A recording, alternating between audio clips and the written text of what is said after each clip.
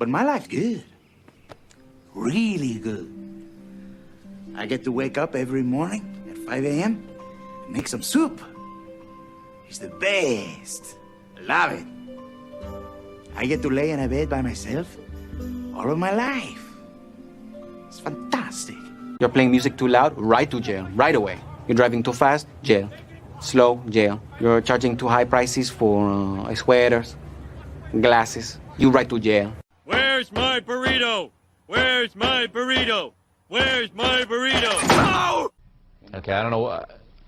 Whatever it is, it's not right on the teleprompter. I don't know what that is. I've never seen that. No, there is. We are going to do Sting, yeah. Okay, but now I can't read it. There's no words on it. Okay. Ready? Sure. There's no words there. To play us out. What does that mean? To play us out. Sting is going to do. It's a video. Sting video.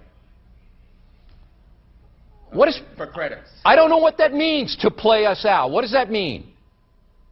To end the show? Yeah. Yeah. All right, go. In 5, 4, 3. That's tomorrow, and that is it. Okay. In 5, 4, 3. That's tomorrow, and that is it for us today. And we will leave you with a. I can't do it. Okay. We'll do it live. Okay. No. We'll do it live. Fuck it. Do it live. I'll write it, and we'll do it live. Right. Fucking thing sucks. In 5, 4, 3. That's tomorrow, and that is it for us today. I'm Bill O'Reilly. Thanks again for watching. We'll leave you with Sting and a cut off his new album. Take it away. Do it! Just do it! Don't let your dreams be dreams. Yesterday, you said tomorrow. So just do it! Make your dreams come true! Just do it! We obviously didn't communicate clearly. We're here to discuss your surrender, not mine. Tú eres tan romántico molestando con una vipa. Me preguntas si te quiero. Yo te digo que no estoy lista y no quiero comenzar. No hay nada que pensar. Yo te dejaré atrás. Mientras gano más y más. No estás en mi nivel y tú no eres obligación. No estás motivada y tú aburre corazón. Eres un idiota sin inteligencia y razón. Entonces déjame tranquila y te escriba tu canción. Tú eres tan romántico molestando con una vipa. Me preguntas si te quiero. Yo te digo que no estoy lista y no quiero comenzar. No hay nada que pensar. Yo te dejaré atrás. Mientras gano más y más. No estás en mi nivel y tú no eres obligación. No estás motivado. Corazón, eres un idiota sin inteligencia y razón. Entonces déjame tranquila mientras escriba tu canción. Estoy aquí a disfrutar. Estoy aquí pero quiero gozar. Si quieres a mí pero vamos a bailar. Cintura a cintura, papi, tra, tra, tra. Bailando, gozando y me gusta tomar. Pero no quiero pendejos que no quieren respetar. Déjame pendejo, papi, ya no más. Déjame pendejo, papi, ya no más. Estoy aquí a disfrutar. Estoy aquí pero quiero gozar. Si quieres a mí pero vamos a bailar. Cintura a cintura, papi, tra, tra, tra. Bailando, gozando y me gusta tomar. Pero no quiero pendejos que no quieren respetar. Déjame pendejo, papi, ya no más. Déjame pendejo, papi, ya no más.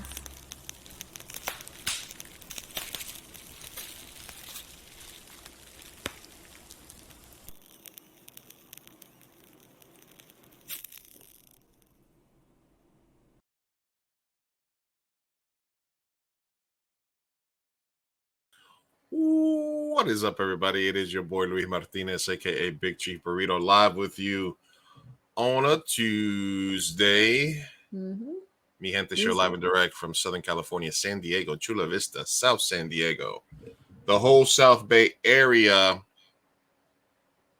Comic-Con preview. Yes.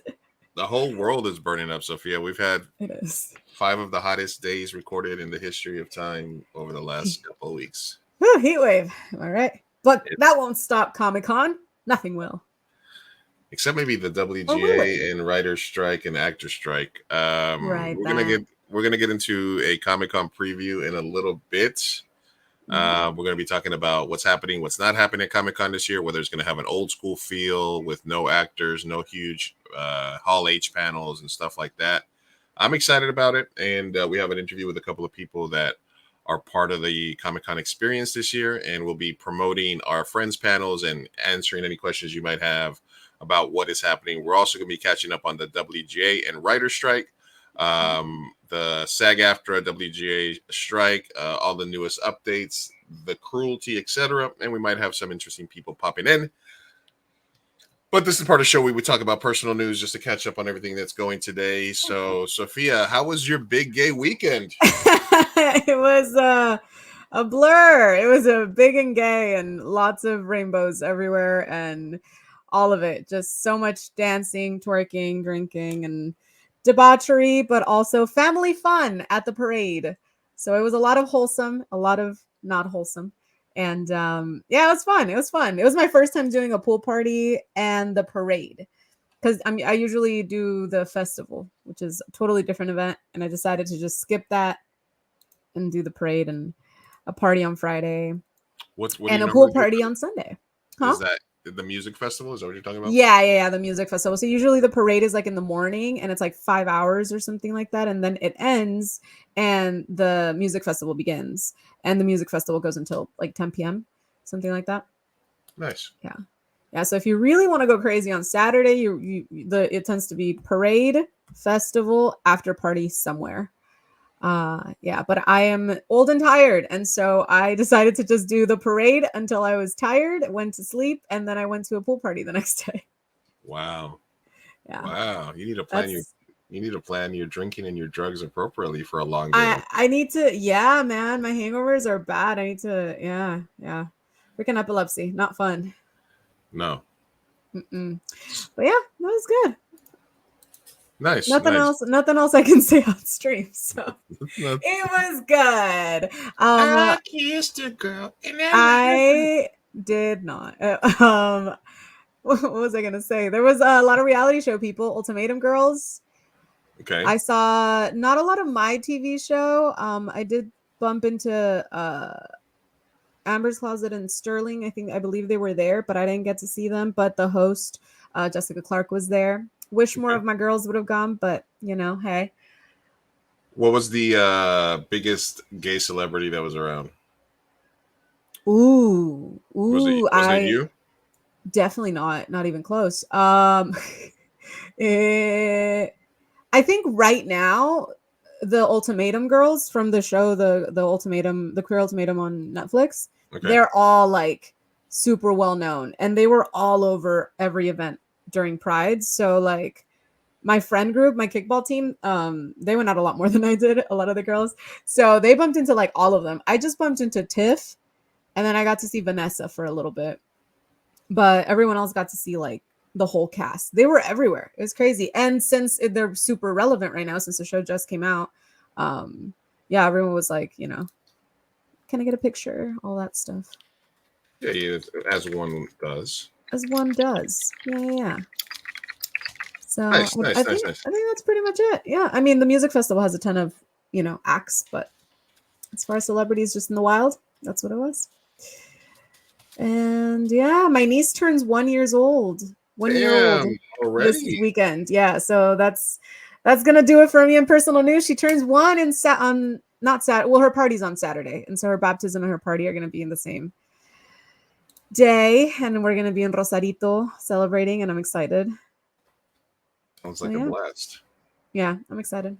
Anyway, what about you? Personal news. Personal news. I am going to Comic-Con this week. No, everything's pretty much copacetic. I had the 4 dogs here for the last couple of days because I won't be able to pay attention to Milo because I'll be in and out of the house, and I'll be going to Comic-Con back and stuff like that. Right. So I had them for the last few days, and now this next couple of days I'm going to be super busy and kind of trying to figure out where I'm at. Hosted karaoke last night. It was a fun time, and basically just living my life, living the dream. Living my life. Yeah. Trying to stay cool, trying to stay healthy. What days are you gonna plan on being on Comic-Con? I plan on being there every day. So Wednesday to Sunday? Yeah, preview night is Wednesday. Preview night is Wednesday. And then after that, Thursday, Friday, Saturday, I have panels with friends various times. We'll jump into that in a minute.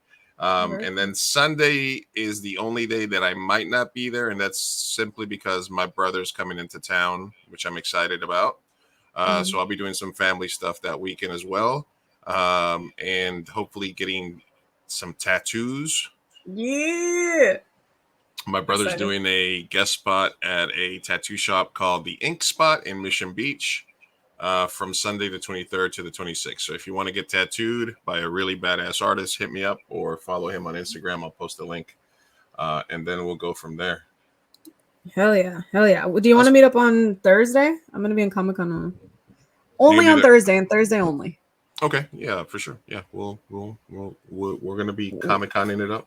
Cool. We'll stay in touch. All right, so we got a lot of stuff happening today. We're going to get into some drama. We're going to get into some updates on the strike. We'll do some Hellscape Watch. We'll do some Naname's Ways. We'll get into it. It'll be a nice, long evening stream. Hopefully, it'll start to cool down in a minute. But first, I do want to play. We did have a video. Let me move my shit out of the way here real quick so I can get to it. Sorry. But we do have...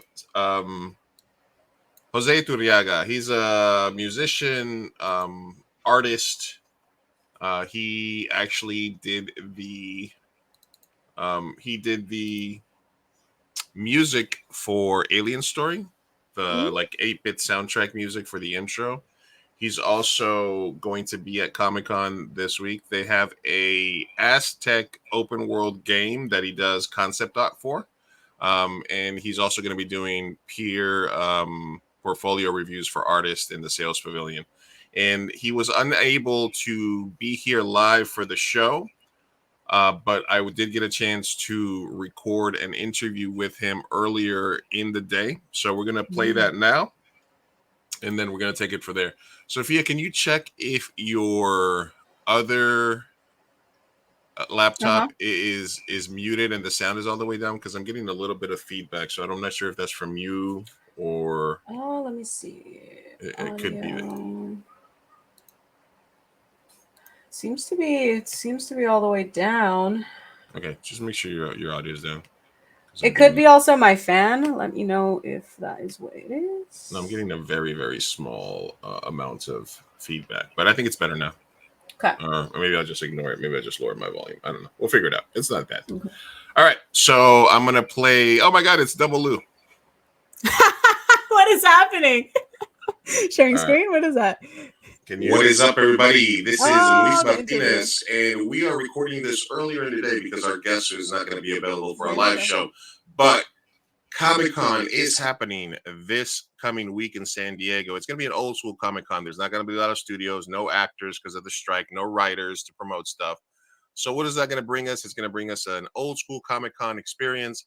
A lot of indie creatives, comic book artists, indie filmmakers. It's going to be, just like I said, it's going to be old school Comic-Con like 10 years ago before it got super popularized, super commercialized. And one of the creatives that's going to be there, and somebody that I've had the pleasure to work with, he did some cool-ass music for our movie Alien Story. He's an artist that's been growing over the last several years, improving his craft. And I wanted a chance to talk to him and promote some of the stuff he's doing this week. Mr. Jose Iturriaga. Yay. Welcome to the show. I'm here. Hi. Thanks for having me. Concept artist and set designer. Why do you choose those titles? How is it different from just graphic artist? Is that like a specialized part of the field that you wanted to focus on, where you think your skills fit the best, or? Yeah, I mean, it's interesting because I mean, I always liked art since I was a kid, and after college, I was trying to get into the entertainment industry, and I loved it. I had a course with a set designer, Mexican set designer, by the way, who worked on Titanic, and he was showing us, what the whole deal was, and I was like, oh, I want to do that. So that's kind of like what got me into pursuing a career as set designer. But back then, this is several years ago, and there was no big industry in Mexico. There still isn't that big industry for production design in general. Mm-hmm. Everything's mostly filmed on location because they don't have the budgets that obviously Hollywood movies or TV shows have. So I moved to the U.S. in a different industry, and a few years back, I decided, like 2016, I was like, oh yeah, no, I want to do the entertainment thing. So I started doing some set design for independent films and props, storyboards, things like that. And that's, always loved concept art, which for people that don't know, it's basically an illustration of how things are going to look for a film or TV show before anything is even filmed. Right. So both those crafts kind of like appeal to me. So yeah, I spent the last several years focusing on that, and now here we are. Is it something where like somebody says, hey, it's a future where apes evolve from men, and we need this and this and this element? You're like, I got it, and then you just go? Or how closely do you work with the creatives on something like that? It's both are very different. Like set design is more about the architectural elements, very specific. It's more about the construction of the actual sets, though virtual sets have been growing lately, and that's also a thing. Concept art is a little different in regards that you focus more on the big idea, and then you get into the details. So it's a little more of a blue sky, approach, like just coming up with crazy ideas and see what goes best with the production designer's view and the director, obviously. So right. they in my case, I'm sort of, it's funny because I'm sort of a noob to the industry, so I'm still like learning all the ins and outs. But yeah, I mean, they basically send me like, hey, this is all these examples of things that we like. We're looking for this type of thing. We have these ideas, and you kind of have to bring them to reality. Yeah, and then just show them, and there's like a few iterations, and then once it's approved by the director, then it goes ahead into production, and even it goes into set design if it's actually set pieces and they need to build. So you need to do the drafting and all that. All that stuff. Part. Yeah. So it's crazy. I'm still surprised of how many moving parts there are, and something that's probably going to be on screen for like 10 seconds, 30 seconds sometimes. So yeah, well, filmmaking is always a collaborative art. I think that maybe at the indie level, something that we've always talked about is the fact that there's two ways to work with people. And unfortunately in the indie level, it's like, when you meet somebody, like when I talk to a makeup artist or a graphic artist or something like that, and they're like, yeah, I'd like to work with you. There's a difference between getting somebody to do exactly what you want, which is like them working for you, versus collaborating, where I would be like, hey, I need something for this film and it's set in this, landscape. Can you just go nuts and come up with something? So when you're collaborating, if somebody's collaborating with you, they have to give up a little bit more control of the end product, right? As opposed to it being a job, right? Yeah, I mean, it depends on the project. I mean, it depends on obviously the size of the production. Like a lot of obviously shows, they have so many people involved that you have a certain specific role that you need to fulfill, Obviously, the higher in the ladder you go, I mean, if you're an art director, you have a little more control over what's being created, even though you might not necessarily be the one putting it together. And obviously, then higher up is a production designer, and he's pretty much the one that oversees all the creative parts, all the creative areas of the show. So when it comes to smaller projects, then you have definitely a lot more as a creator, more control of what you want to show and your ideas to come. You're bringing it to the table, right? Yeah, exactly. Unless you're working like on Avatar, where Yeah. I know that like James Cameron had, you know, I don't know, like 50 concept artists working for like the last 5 years, just coming up with all these crazy ideas. I mean, that's obviously, you know, one of those rare cases, and it depends, you know, it depends on the projects. So, but yeah, I mean, there's obviously pros and cons to every type of project. If James Cameron called you tomorrow and he said, would you rather work on Avatar 7 or Alita Battle Angel? Which one would you rather work on? Ooh, man, that's a complicated one.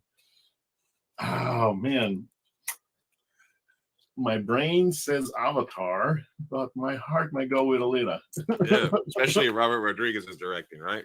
Yeah, for sure, man. All right, let's talk about Comic-Con that's coming up. The big thing, and this is something we're going to be talking on the show tonight, is it's going to be different than, obviously, Comic-Con's actually been different every year for the last 3 or 4 years, because the last time we had a full-on Hall H, packed house, you can't move, was pre-COVID. Then COVID gets canceled. Then we have the hybrid, like Thanksgiving little short Comic-Con they did, which was kind of empty. And then the next year it got a little bit more back to normal last year, but it was still not full on everything. And now we get the WGA writer's strike, which already caused a bunch of studios to cancel a lot of promotions and stuff they were doing. And now I just got a list of like 40 panels that were canceled because no actors are coming. So you can't do the thing where you go hang out at the Marriott or the at the bar at the hotels and just see all the famous people, because they're not going to be here. So it's going to be an old school, like maybe 10 years ago Comic-Con experience. Do you miss? While it was super commercialized, did you miss those sort of Comic-Con days? And what are you most looking forward to this kind of old school Comic-Con experience? You know, it's interesting because I moved to San Diego in 2008.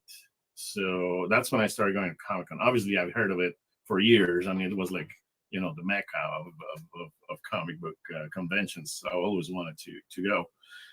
But even back then, you could still purchase your ticket online. Like I bought my tickets back then. Like I think it was probably the week before. I just got online and got a couple of tickets, and it was easy to just get in and out. And it wasn't as crazy, even though it was already having a lot of Hollywood elements to it. Like a lot of movies and TV shows were already coming here. I mean, from what I hear from people that have been going to Comic-Con since the 70s, it's obviously, you know, totally different. Right. I think the one of the things that changed for me several years ago was when I just got frustrated about trying to get in Hall H and trying to get into a panel, and it was like just spent 5 hours on the line and you didn't get in. So kind of like that had a little bit of how I changed my approach to Comic-Con, and I started going to other stuff, like smaller stuff, independent projects, artists, writers, makeup artists, costume designers, and all that. All those little panels for me were really enriching, because it was like, oh wow, you're learning all the behind the scenes stuff. I mean, yeah, I mean, it's great when you go to see, you know, a Hall H panel and there's like, I don't know, Jason Momoa is over there, right, Charlize Theron. I mean, that's great, you know, it's a lot of fun. But for me, it was like, you know, not that it was growing old. It was just like I spent so much time waiting online. So I was like, nah, I'd rather go see other stuff. And that's when I started learning. And that's when I decided, like, oh, I want to do a career change. I want to focus on this. So I think, in a way, this is what's going to happen this year, hopefully. that people go to the smaller panels and independent projects that they're always been there. It's just that Right. now it might be people might be more aware of them because there's no Hall H or huge TV shows and TV or movie panels. There might be a line out of room 26B instead of Hall H, right? Yeah, you never know.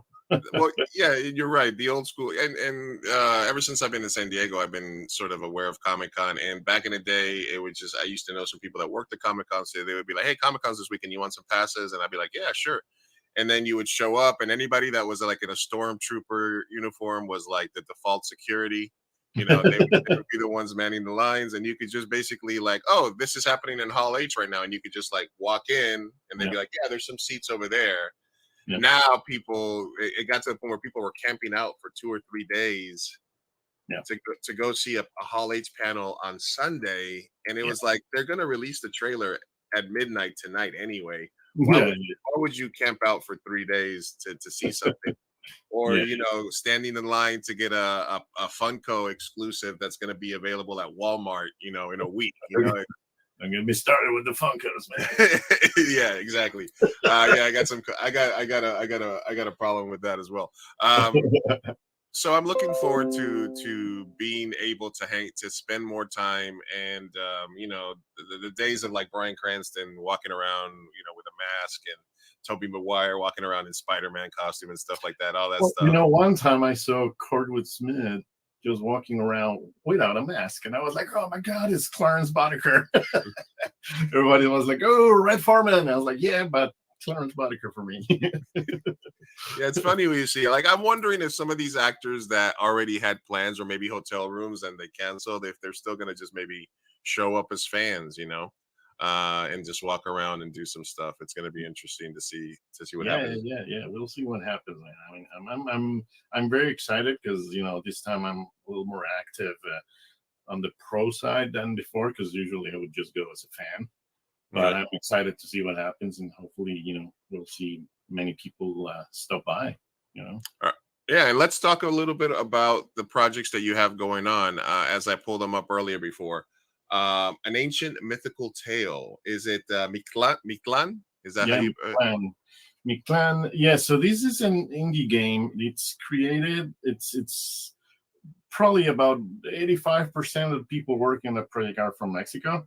The creator, Guillermo Alarcón, he lives actually in Tokyo, but he's from Mexico, and he started putting together this project because he wanted to do, how you don't see, like in mass media, you don't see that much of pre-Columbian historical narratives in media, and I've always always wanted to do something along those lines, and when this project started hearing about this project, I was like, oh, I want to be involved in that. So this is actually going to be our third Comic-Con.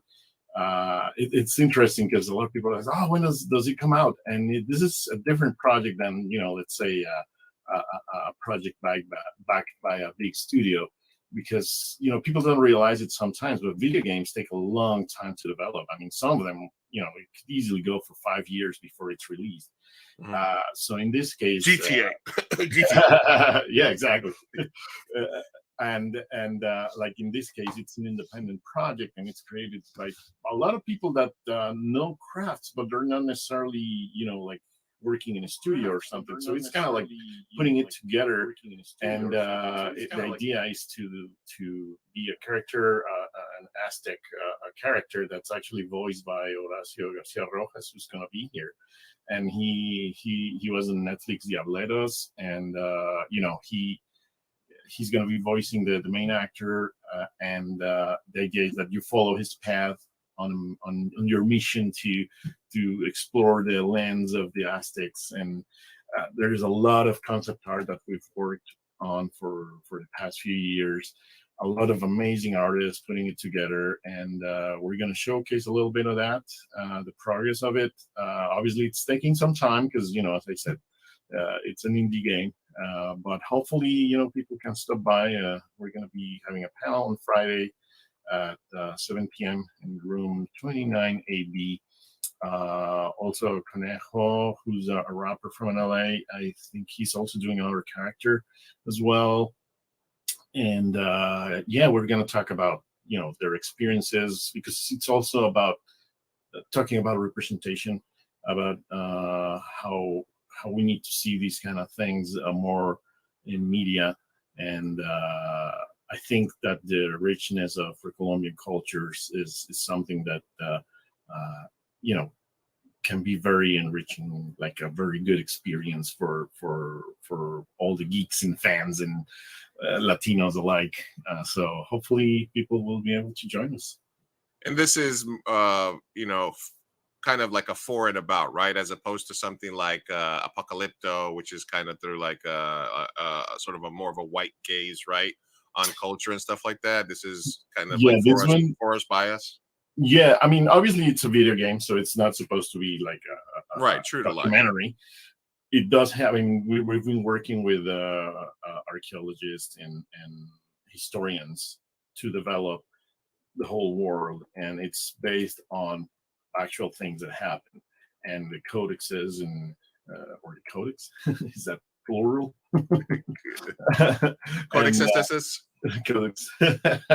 And so it's all based on that, obviously, and but we're obviously adding, you know, a little bit of flair to make it an enjoyable experience. Kind of think of like it's very inspiring things like Ghost of Tsushima, okay, and things like that. So okay, so it's more open world. Yeah. Got it. Well, got it. Hopefully not too small. It's going to be All right, so number one thing where I will be Friday at 7 p.m. in room 29AB with special guests Conejo and Horacio Garcia Rojas. So come check out Jose, and I'm assuming you guys are going to be showing little bits and pieces there, talking about the progress of the game, etc. Yeah, there's going to be updates on what we have for people that have been already there the past year. You know, you're going to see new updates, and yeah, we're going to, you know, have some we can talk to the fans after the panel, because usually we run out of time. Yeah, usually they're like, come on, wrap it up. The Comic-Con guy comes in. Exactly. 5 minutes for questions. Let's go. All right, and then another thing, because you're gonna be busy this week. Are you gonna have time for cosplaying? Are you gonna bust out the post-apocalyptic Batman this year? Or no, actually, I'm not gonna do Batman this year, but I do have a couple of cosplay ideas that I hope I have time for all of them. But we'll see what happens. No Batman and Wonder Woman roaming. Well, it's just that, man, it gets really hot. Yeah. And you know, we just got hit with really high temperatures here, so no, I'm gonna skip Batman this year. Yeah, especially anything that's like a leather trench coat, you know. I know. So yeah, there's the McPlan panel on Friday. Then on Saturday, I'm part of the Art Directors Guild. I joined last year. Now I've been working with them as concept artist and assistant art director. And they do portfolio reviews. They have panels and they do portfolio reviews. And I was invited over to do portfolio reviews this year, which is, for me, it's kind of special because I'm kind of coming full circle, because back in 2016, that was the first time I got my portfolio reviewed by artists from the ADG. And that's when I learned, like, oh man, this is going to take longer than I thought. But it's great because they give you honest feedback. They tell you what you need to do to improve your presentation and how to get to those jobs that, I mean, if you're interested in working in the entertainment industry, either storyboards, concept art, things like that, we can talk about it. So if you want to get your portfolio reviewed, it's not just going to be me. There's going to be other great artists reviewing portfolios. So stop by the sales pavilion a little earlier than that and sign up. We're going to be there. You can walk in and do it, but you have to sign up before it starts. Yeah. You don't have to, like, you know, be in line for 3 hours. And then on Sunday, I'm also a member of the Concept Art Association, which is an organization that's been pushing for the acknowledgement of concept art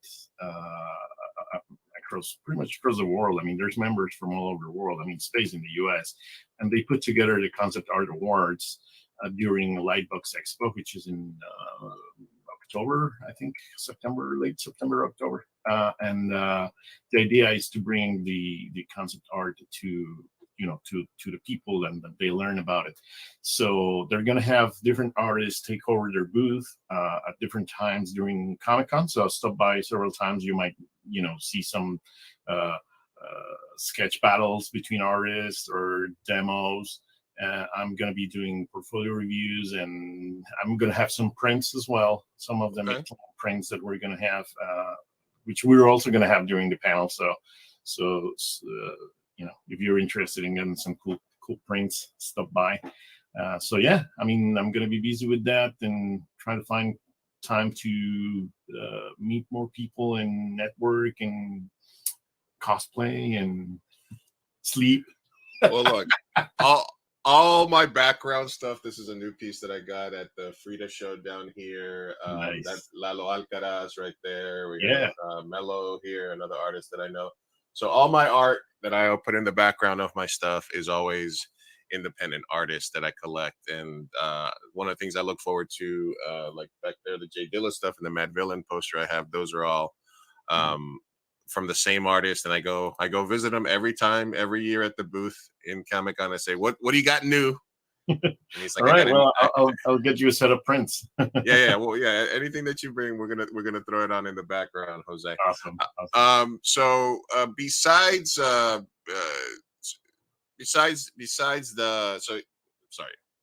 brain fart there. So yeah, make sure that if you guys are in on Friday, room 29AB, 7 p.m. is the Mictlan panel. They'll be talking about the video game, the codex, the developments and updates.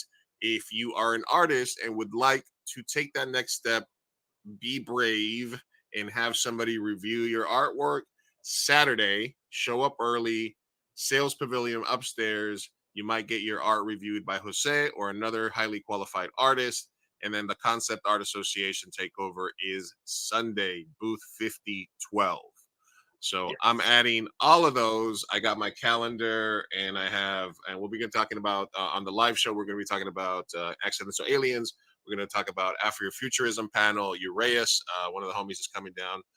He's got a bunch of stuff happening there. I got it all on my calendar so that instead of people watching and looking for celebrities, we're going to be supporting local independent artists, international independent artists. Awesome. With a special focus for Mi Gente show on trying to spotlight Latinos and people of color. So we're going to be out there on these Comic-Con streets trying to stay cool while we're out there. So everybody go check out Jose. And is there anywhere else where people can find your artwork or stuff like that besides Comic-Con? Do you have a website, or how can they follow you? Well, I mostly post on Instagram. It's at KUZEH75 at KUSES75. I can send you my link tree if you want to add it or something. Yeah. Send it to me. I'll put it in the description when I drop the video. Yeah, and I have my website, ArtStation, and all that stuff, and some videos and some cool stuff. So if you want to give it a follow and see the journey we've been on for the past few years. Excellent. And also, as somebody who's known you for several years now and got to work with you in your musical career, is the music stuff on hold while you're doing this, or do you guys still mess around? I was still doing some music during the pandemic. It was crazy because I have a friend in Mexico where we actually make music together. We kind of put it on hold, but we're gonna start hopefully in the next few weeks doing some new stuff. I mean, because art is my life, man. Like anything from drawing and sketching and making music and all that's my jam. Yeah, absolutely. I vary between wanting to direct, wanting to do podcasts, wanting to create art, physical art, editing, writing. So at least we're out here creating stuff. It's exactly. Might as well. And spoiler alert, since like I said, I've known you for several years now, since we collaborated on some stuff for Alien Story, and we might be able to collaborate on something in the future. Hold your breath. We'll update that when it happens. But for now, make sure that you guys are out there Friday, 7 p.m., 29AB for the video game. And is that going to be something that'll be like on stream, on like We're eventually, we're recording the video. We're recording the panel, but I'm not sure when it's gonna be available. But we're probably gonna post it on YouTube and Facebook and everywhere. No, I mean the video game eventually would be like an indie game, like on Steam. Oh, right? yeah. Oh, sorry. I thought you meant the panel. Yeah, the video game is gonna be available for PlayStation and for Xbox and PCs. Yeah, we've already had some talks with PlayStation, with Sony and Microsoft. And nice. Hopefully, and I actually think it's already in pre-order on Steam, but it's still, we don't have a release date yet. So yeah, man.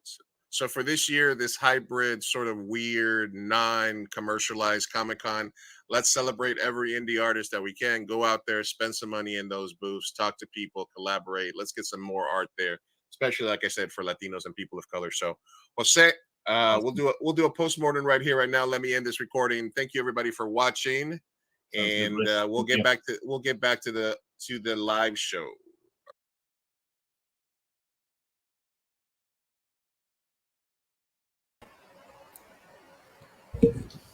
We're back. We're back. That was awesome, man. Yeah. I love when you guys were talking about the Hall H thing.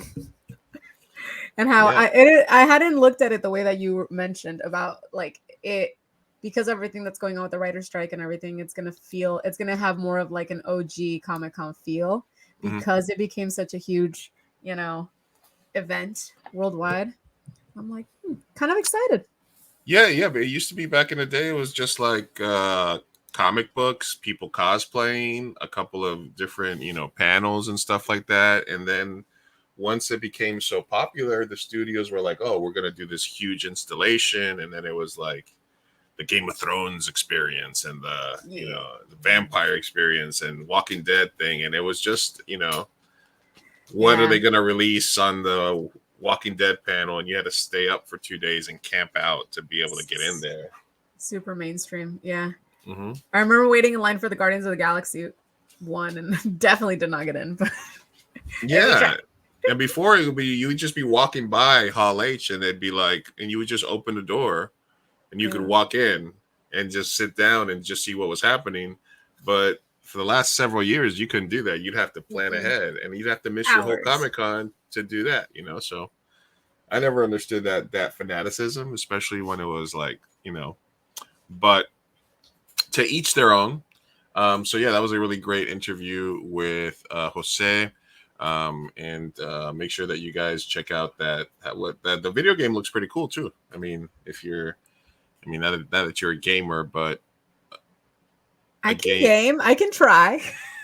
A game about sort of like Aztec culture and stuff like that, pre-Columbian. Dude, yeah. Wait, that actually sounds really cool. I kind of want to try it. It's like a GTA Azteca. Ooh, I like it. Yeah, no, I'm interested in doing that. All right, we're gonna have a couple of more guests coming on at some point today. The link is out there. If you are watching this and you have something to promote, send it in, put it in the chat, or hit me up if you know me, inbox, and we'll get you on the show to talk a little bit about your booth. I also am going to be pulling up my schedule and seeing where we're going to be at, because there's already a couple of things that I absolutely know we're going to be at. Let me just pull that up real quick for everybody. All right, yeah, so there is a Afrofuturism panel on Thursday at 5:30 p.m. Yes. And I'm definitely going to be there. There is the Mictlan panel, 7 p.m. Friday, room 29AB. And there is the Black Heroes Matter panel on Saturday at 6 p.m. in room 29AB, as well as a Dark Side Mixer. There's also the Andy Dukelith, who's been on the show, Accidental Aliens. Their panel is on Saturday at 5 p.m. at the Omni Hotel in the ballroom, 4th floor. They'll be part of. Does that mean it's open to the public or no? I don't know. Some of the stuff in the hotels you can get into. Some of them you still need a badge, so it just kind of depends. But those are the main ones that I have. There was a list of all the panels that got canceled. I was going to go to the Venture Brothers panel on Thursday, and then there was Indie Apocalypse, not Indie Apocalypse, Metalocalypse was having a panel, and those anything. No, are you serious? Yeah. That's heartbreaking. Oh my gosh. Yeah, there's a bunch of stuff happening that is no longer happening. Metalocalypse. Ah, dude. Do you like Metalocalypse? You showed me a long time ago, remember? You were like, you have to watch this. I was like, okay. And I loved it. Yeah, it's so fucking good. And they have a new movie coming out, so that's why they were going to play it. I think they were going to play it. Yeah. Adult Swim, I think, will still be there. They're the I think they're going to have one of their things on the green behind Comic-Con that will be open to the public. So there'll be cool stuff happening there. So I'll be there for parts of it.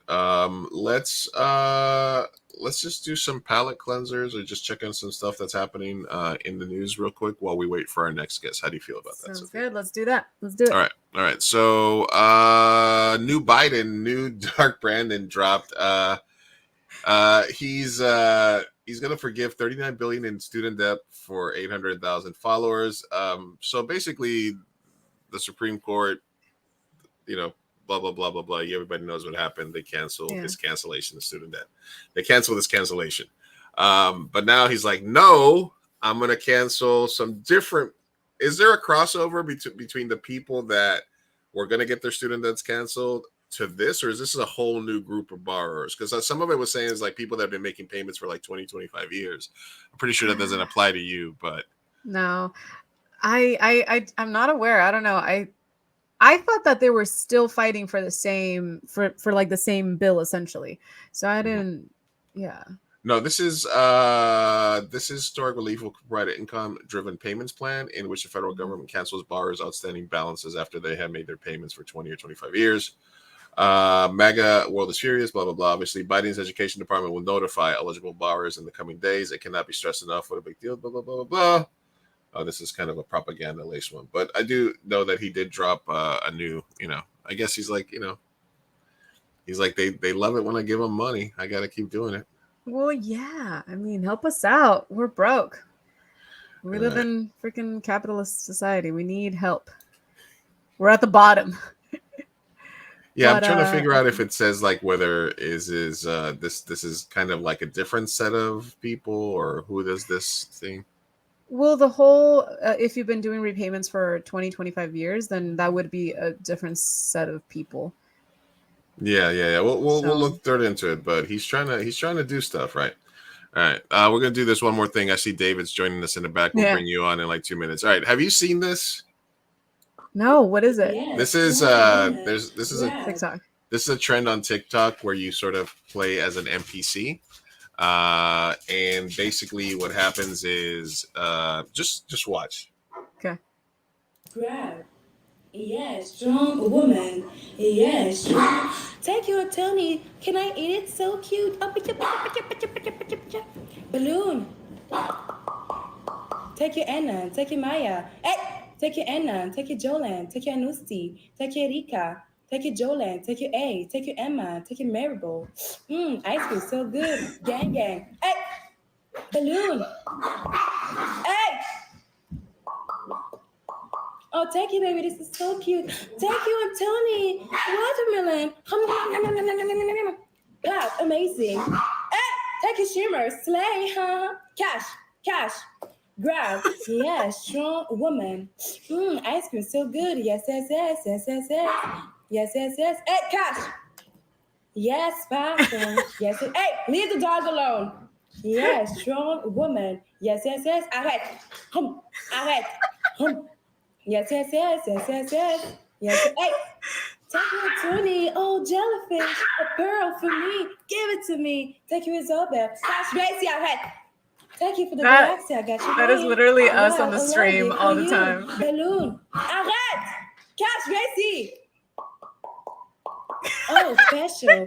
Gracie. Cash. Je ne pas ta chambre. Non. She's about to pop those dogs. Damn, that is literally you and me on the stream whenever our dogs get the zoomies. Yeah. But so basically on TikTok, if you go live, people can buy gifts to send you, right? And each gift is equivalent to $1.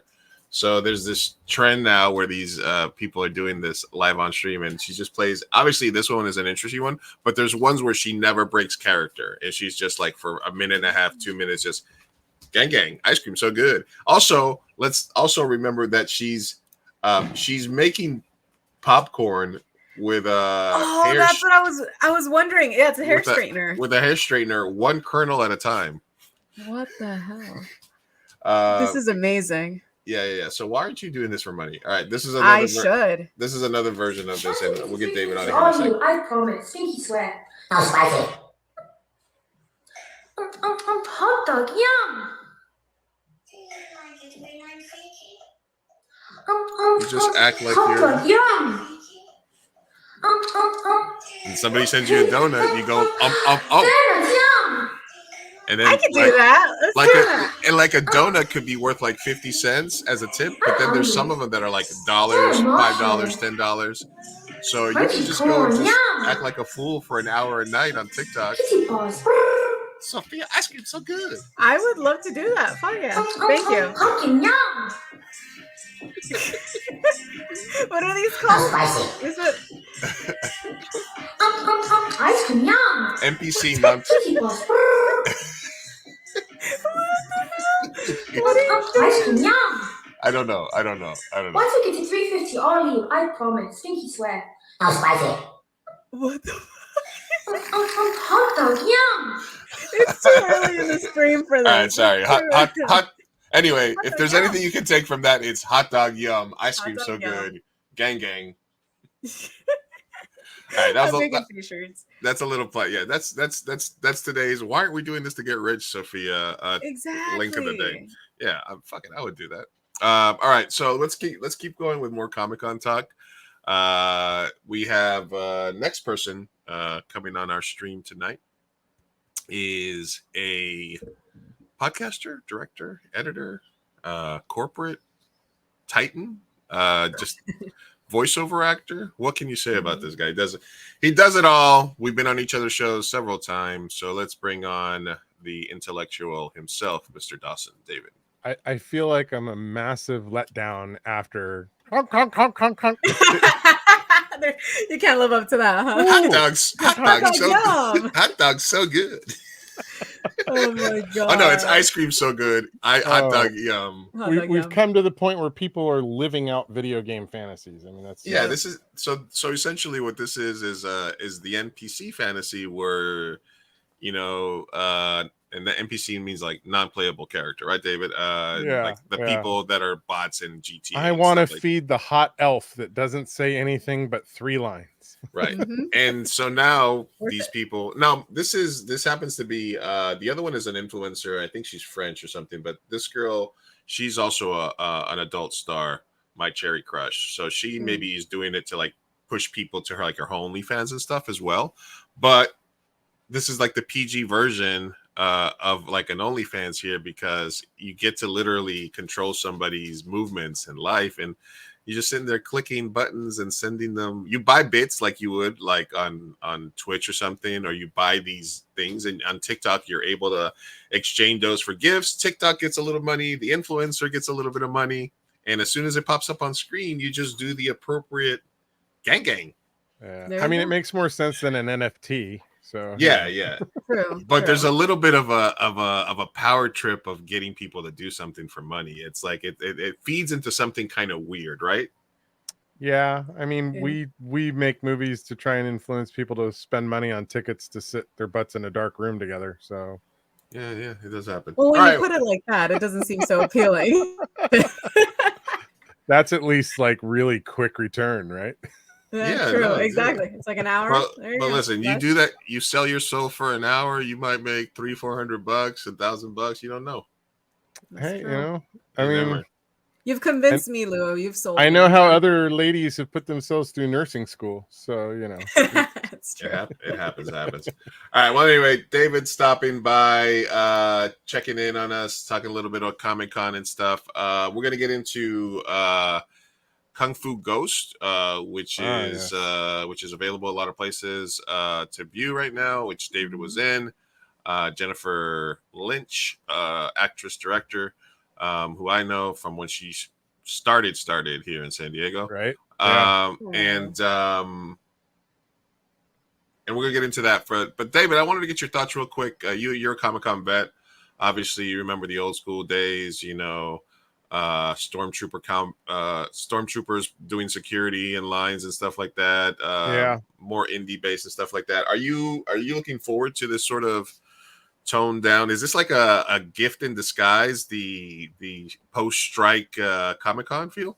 Well, I think it's a double-edged sword, and I was having this conversation with a couple people this week who were saying, essentially that, oh, thank goodness Hollywood's not going to be there. It's going to be comics and cosplay and anime, and we can enjoy the con, and it won't be crazy.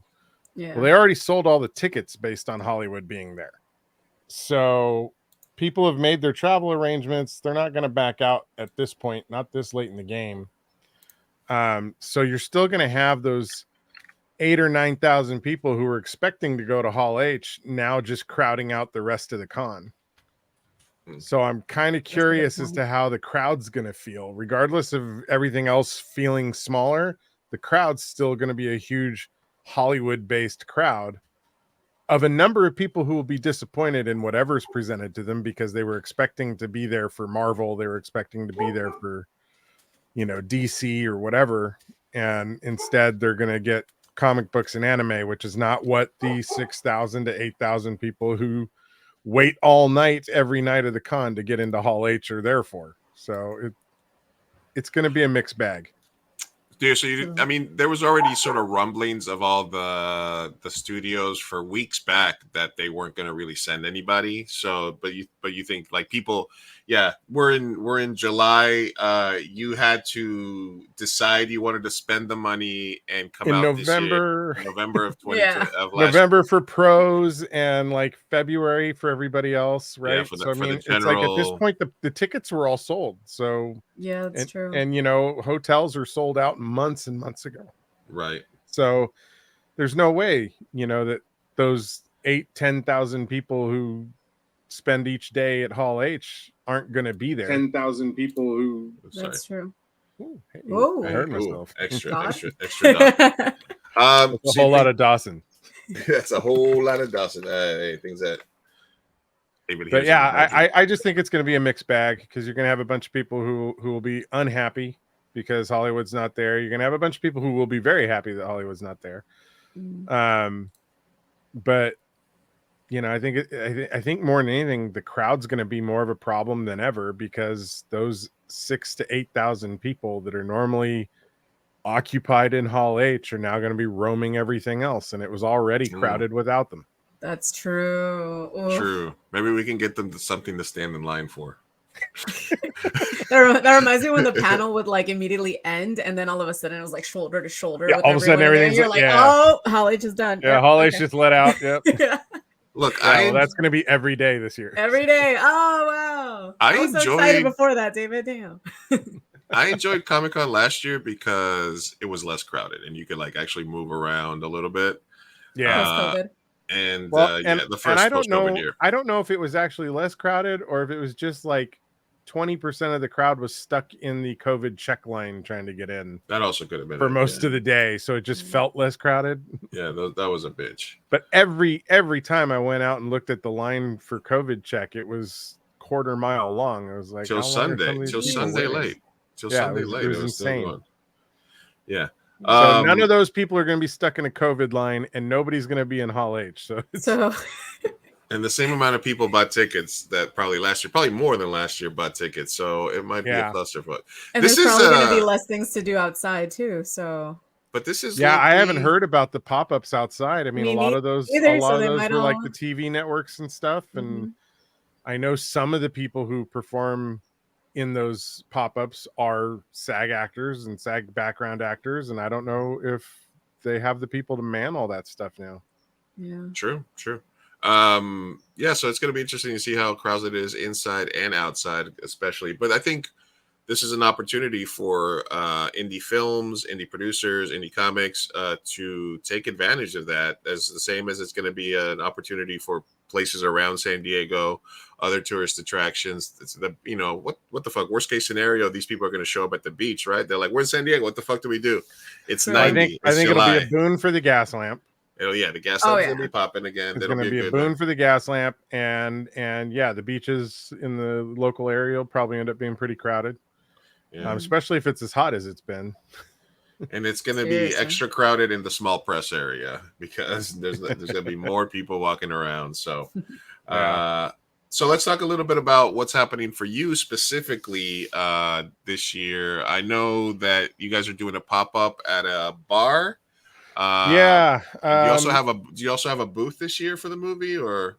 No, apparently, and I'm showing up where I'm told is basically how I'm handling. I'm not part of like putting it all together, but I believe that Jennifer and Eddie Lane have set up a space for us at the Blarney Stone in the gas lamp. And so we'll be there. There'll be like a red carpet and a backdrop, and we'll be signing autographs and, meeting fans and doing that sort of stuff Thursday through Sunday. Various levels of the cast will be there at any given time, and come down, hang out. I think Eddie's also going to be setting up like an audition space for various indie producers in San Diego who are looking for fresh talent for their films and stuff. So it could be an interesting opportunity for somebody who wants to jump into indie film. Speaking of making the most of indie film time at Comic-Con, right?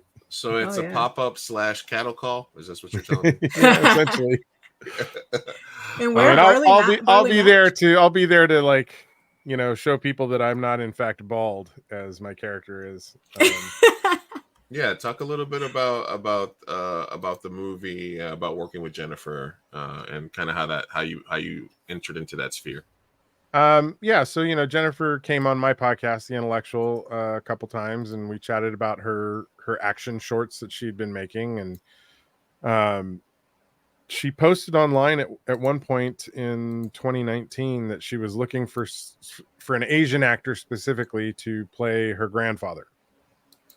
And I didn't see her get very many responses. So I wrote her and said, "Hey, I'm half Filipino. I don't know if that's Asian enough for you, but I'd be happy to come and chat with you." So we took a lunch, and she walked me through the script and wanted to know if I would be interested in playing it. I was like, well, if I could kind of mix together a number of different influences, I think it could be really interesting. A little Pai Mei and a little Kung Fu Panda, and then just like a little bit of Mr. Miyagi, just kind of blend all those things together, and then a little bit of me and see what we can come up with. And she was amenable to it, and we started training. I actually started learning Akata, and I was doing some training and whatnot, but I actually blew my knee out like just before we shot. Oh.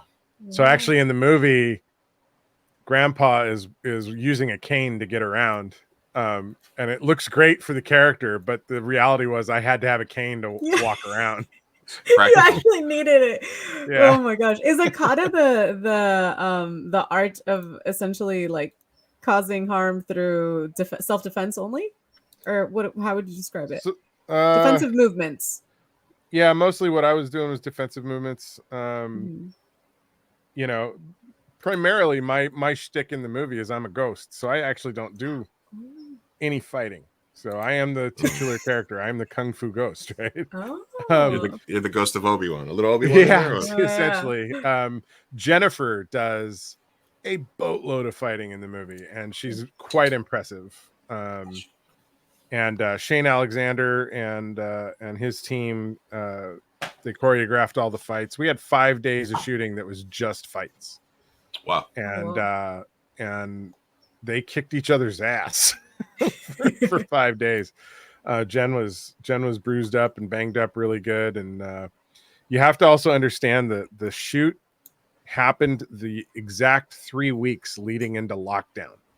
Oh my gosh. So we were in this little bubble shooting these fight scenes and the film for like 20 days, and 21 days Newsom announced the lockdown. 22 days the lockdown happened, right? Like it was gosh. we finished right as it started, and all through the shoot, our cinematographer Jerome Daubert, he's French, and he had flown in from Europe to work on the film. And all those kind of early reports coming in from Europe of Italy shutting down and flights now, nobody's allowed to fly into the country. And so there was all this stuff going on. We were worried. Now we have a European on the crew. Was he stuck here? Yeah, he was stuck here for a little while. And man. Jen got super sick the first like 5 days while we were shooting the fights, and we didn't know. Maybe she contracted something from him. There was a lot of weird like things to cope with and deal with, and there wasn't any like there was pretty quick, but nobody knew anything at the time, and there was no rapid test. We were so in that bubble of making the movie too. It just kind of became this safe space, like quickly go home, go to bed, get back to set where we're all safe. At least we all know each other and we're in this tight little space.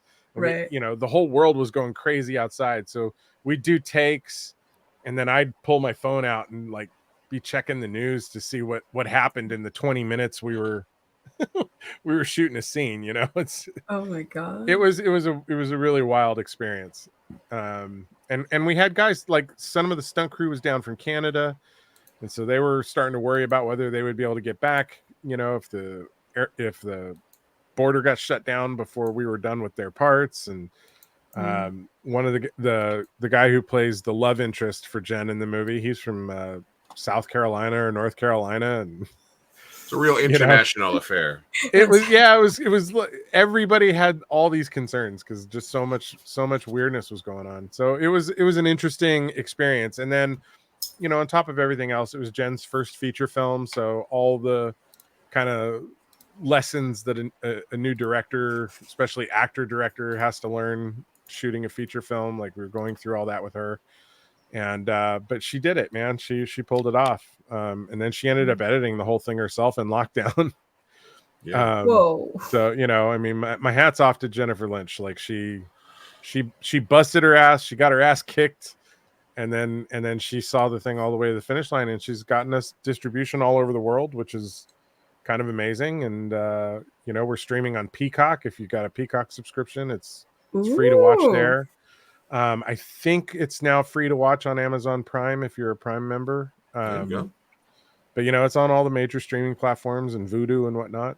So and and the true sign of a success, it's getting it's on torrent sites. It's being pirated. Yeah, we got pirated within 24 hours. That's how you know it's good. But in Egypt, and Russia within 36 hours, and Russia dubbed us in Russian.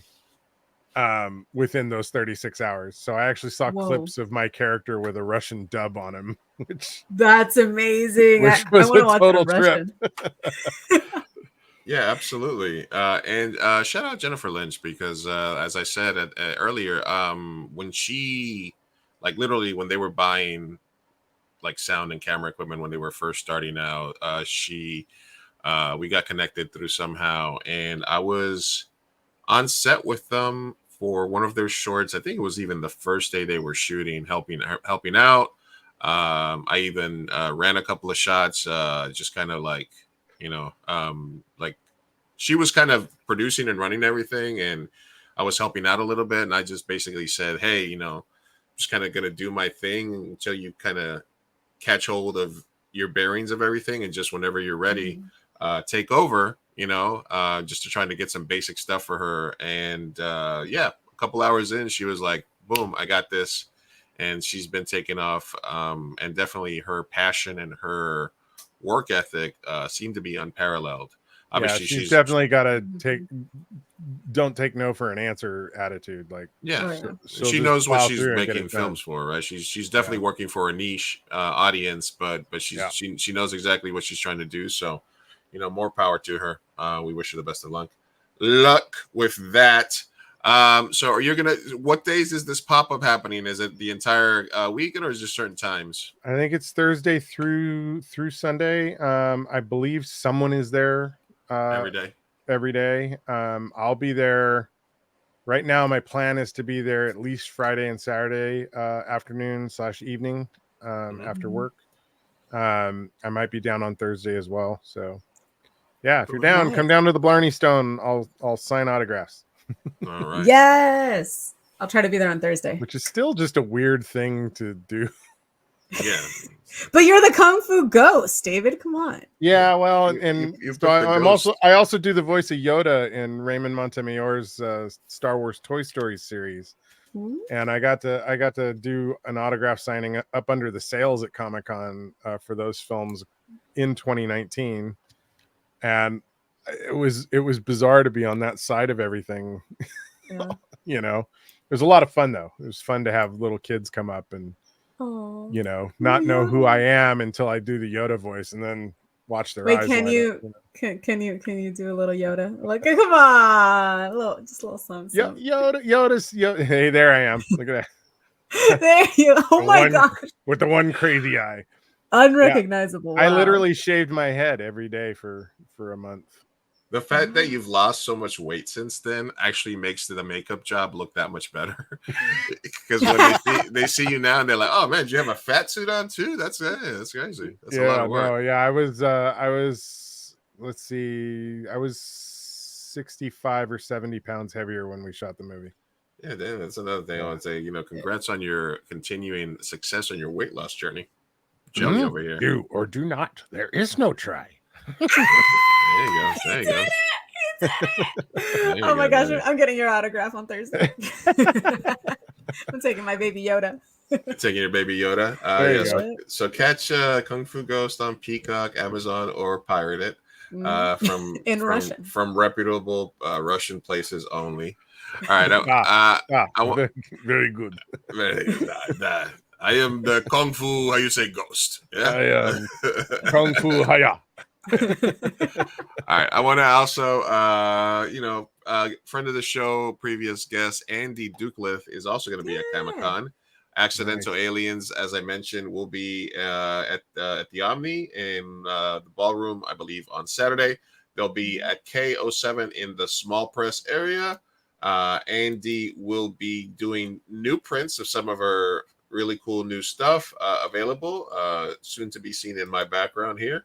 And they'll be selling their previous versions of their Accidental Aliens anthology and having merch there. So stop by Small Press K07. I love that design.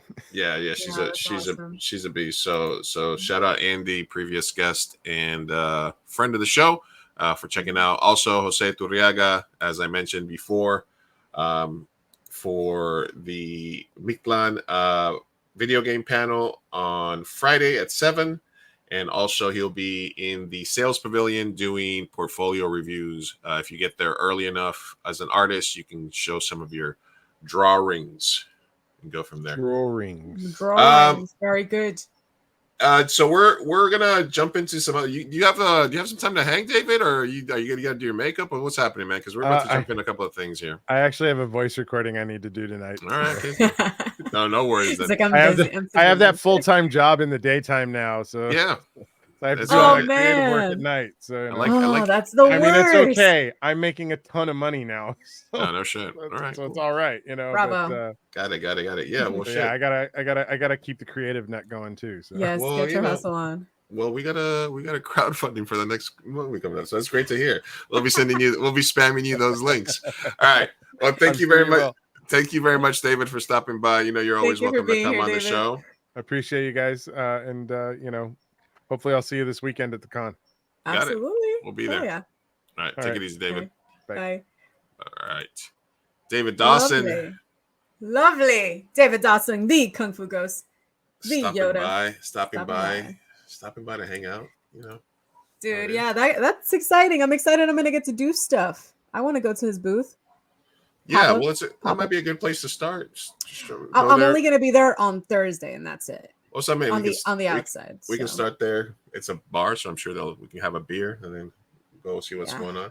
Yeah, Sounds good. I should be there. I don't know what time. We'll figure out. We'll coordinate off stream. All right. Yeah, we'll coordinate. Anyway, We'll coordinate. As far as coordination, we will. We'll do it. But let's not dox ourselves here like right away. Like not that anybody's, not that we're like, oh, just Who follow knows? Who knows? Maybe somebody. Oh. I don't know. We'll see. Just kidding. Maybe You we can have never a few stalkers. Who knows? We don't know. You never know. You never know. Hey, listen, they're out there. I've been stalked before. I not stalked before. I've been By me. by I did mention this at karaoke the other day because somebody sang "I'll Be Watching You," you know, the stalker song. Yeah, Move you. And somebody, while I was in high school, senior year of high school, back when radio call-in shows used to be a thing, and that was the cheeseman, because you would like stay up at night and be like, who did dedications, right? Yeah. And somebody dedicated that song to me. And Shut I never up. found out who it was, and I was like, oh shit. That's so creepy. Yeah. Wait. So if you're watching now from 20 plus years ago in high school, show yourself. But that's also not even romantic. Like, that's not a secret admirer. That's like a friend like trying to fuck with you. Like, that's a creepy I'm watching you. I'm gonna do something. Yeah, but it was just like back then. It was like to spend, every move, every step, every breath you take. Every breath. Oh, they were outside of your window. They saw your reaction. There was a couple of chicks back then that were obsessed with me, so it could have been one of those. Okay. I mean, So humble as always. Humble as always, yes. The problem is in my mind, I still think I'm that guy, so that's why I still act the way I do. So that's how. All right, so we're gonna just jump into some other news and stuff. I know you sent me a couple of links to go in through. Let's get into some Hellscape Watch then. All right.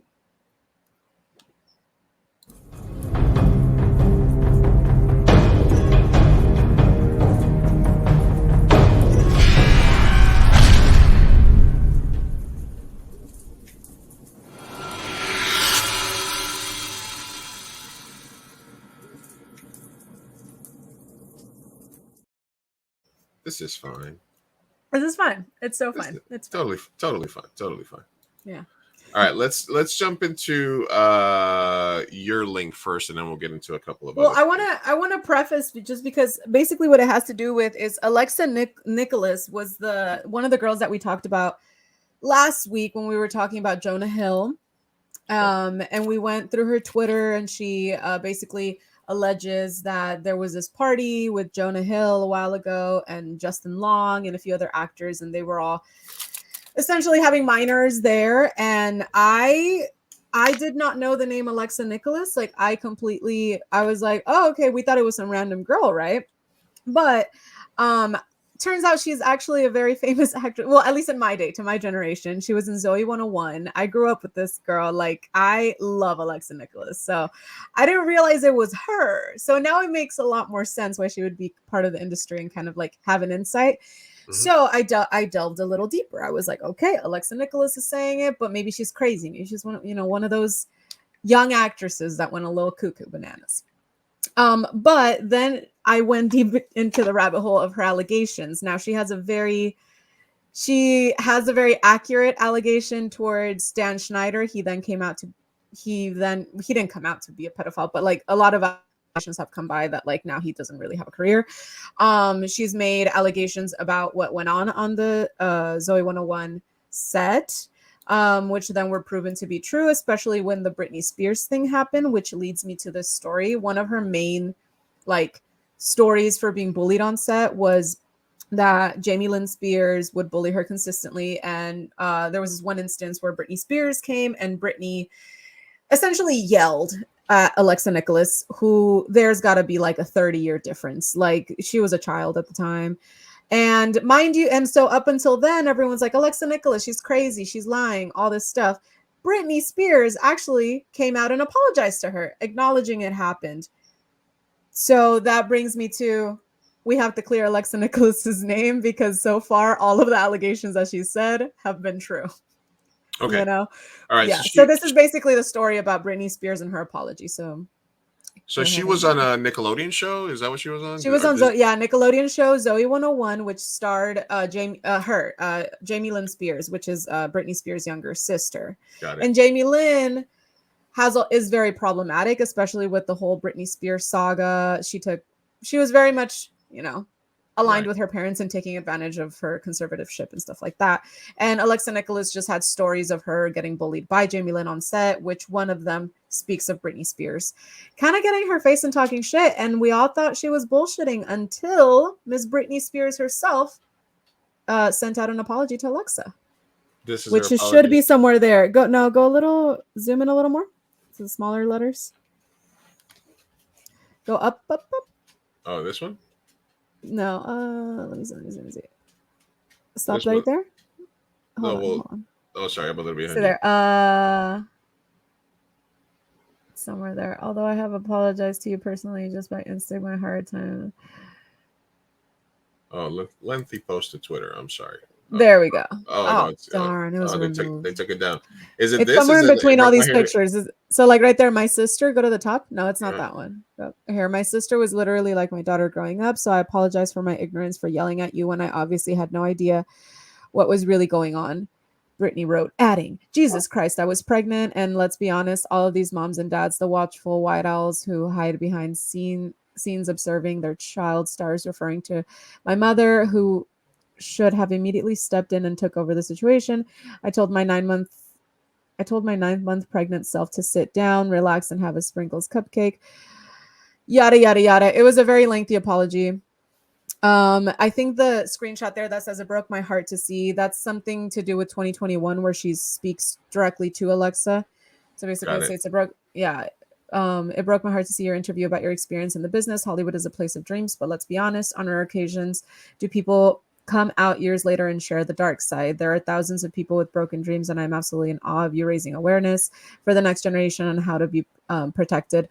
The one thing you said you wish you could have told your younger self is that you wish you could have known you could have just walked away. Countless times I did the same thing, and I took the abuse. Scroll down. Yeah, this one is basically just kind of like, yeah, although I apologize to you personally, just by instinct, my heart at the time didn't know how incredibly good my family was with the acting language. Just imagine. And then it continues, but basically yada yada. What was done to me is frankly beyond it all. And it just continues until she gets to the final apology. Oh, she says, okay, but I do write you this message today because I'm sorry for ever hurting your feelings. You should tell Nickelodeon to kiss your ass, Britney Spears. And then Alexa is Britney bitch. She's right, love you so much. Seriously crying. Thank you so much. All that stuff. Because imagine going decades talking your shit and people not believing you. It's like. So anyway, the reason why I wanted to bring this up is because last week we kind of talked about what Alexa said, and we were giving a lot of benefits of doubts, and we should, right? But she's not just like one crazy person yelling out to the void. She's actually like someone who is deep in the Nickelodeon bubble, got to work with a lot of big stars, got to party with a lot of big stars, and just went through it. And so now she's an activist, and she was actually on the podcast with Christy Carlson Romano, who was also a Disney star. And her whole story, I just recommend everyone watch that. It was, So Alexa Nicholas, friend of the show now. We like her. We're promoting her. Okay, got it. All right. Because she's the one she's an activist. But at the time when she was 16, this is when she says that old boy Jonah Hill Justin Long was having sex with a 17-year-old, or no, a friend of Jonah Hill's that was living there was having sex with her friend, and Jonah Hill was trying to make out with her, and they were feeding them drinks. Yes, exactly. To which Not cool, man. Not cool. I think this just all adds to her side. Because listen, last week we gave them a lot of benefits of doubts, and now I'm just like, I think we were nice.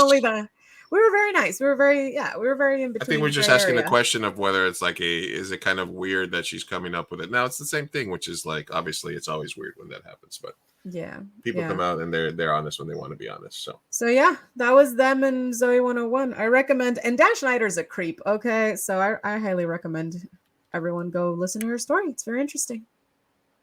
Okay, we will do. So Jamie Lynn's no good. Oh no, she sucks. And actually you can go down a whole rabbit hole with that one too, because she has a book. We would have to get into the Britney stuff. into Brittany to get into the Jamie stuff. And man, that was a whole whirlwind when it was happening. I don't even have the details. Like, I don't even have all the details. I was just kind of watching from the sidelines. Okay, this is basically the same thing in this video that you sent me. Yeah, essentially. I mean, you could skip to like maybe minute 29 or 30. Okay. I think is what it was. 30. We go to 30. Food shift, and I could actually just like hear it. It was right on the other side. And when I got older, I looked back at that and was like, oh, that's so weird. I don't remember any other creators in every single like wardrobe fitting. Yeah, there's a reason there's Polaroids taken. And he So would Dan ask Schneider for would those be there at after they were taken in the Correct. room. So you're in the room and you also need the Polaroids. And I had to wear very, very short skirts to the point where I had to wear biker shorts underneath the skirts, and they had to cut the biker shorts because the biker shorts were longer than the skirts. That's weird. That was my everyday. And you know when you cut biker shorts, they start to like roll. Yeah. So they were I was always having to like it was so uncomfortable. Like just make biker shorts, like at least sew them on the bottom, so I'm not having to constantly Dan pull them Schneider down. is a very well-known foot fetish guy and pedophile because of all the stuff that he did with his cast members. So no, it gets worse. On Dan Schneider shows where we were having to wear biker shorts underneath that had to be cut because biker shorts were too long. Yeah, that's not cool. No, we're talking 12, 13 years old. Yeah. And then so, that was a red flag for me. Him touching anyone on set is a red flag to me now, just because it was Polaroid children. thing too, though, that you mentioned about the dollar bills and stuff. So yeah. So that wasn't even Polaroids, it was like a digital camera, and he would go around with money and ask to take photos of the kids' feet. I'm sorry. Yes, the kids' feet. Yes, the children's feet. Okay. Yeah, All right. their toes. Okay. And I remember thinking it was weird and silly almost as a kid. And I remember my mom saying, don't go over there. I know. My mom actually said no to it. But I saw other parents allowing their kids to do it. Okay, so let's talk about being a parent, because now you are a parent. All right, we can pause it there. Yeah, But it's like this is just a deep dive into her whole life. But yeah, no, Dan Schneider's like a total creep, which is now looking back at it, it's very weird to watch any Nickelodeon show because he clearly had a really creepy pedo, foot fetish thing going on. And yeah, I feel like Tarantino gets away with it because at least he did it to adults. But Dan Schneider was just, no bueno. It's funny that you say that because yeah, we give Tarantino shit, but listen. His defense is it wasn't children.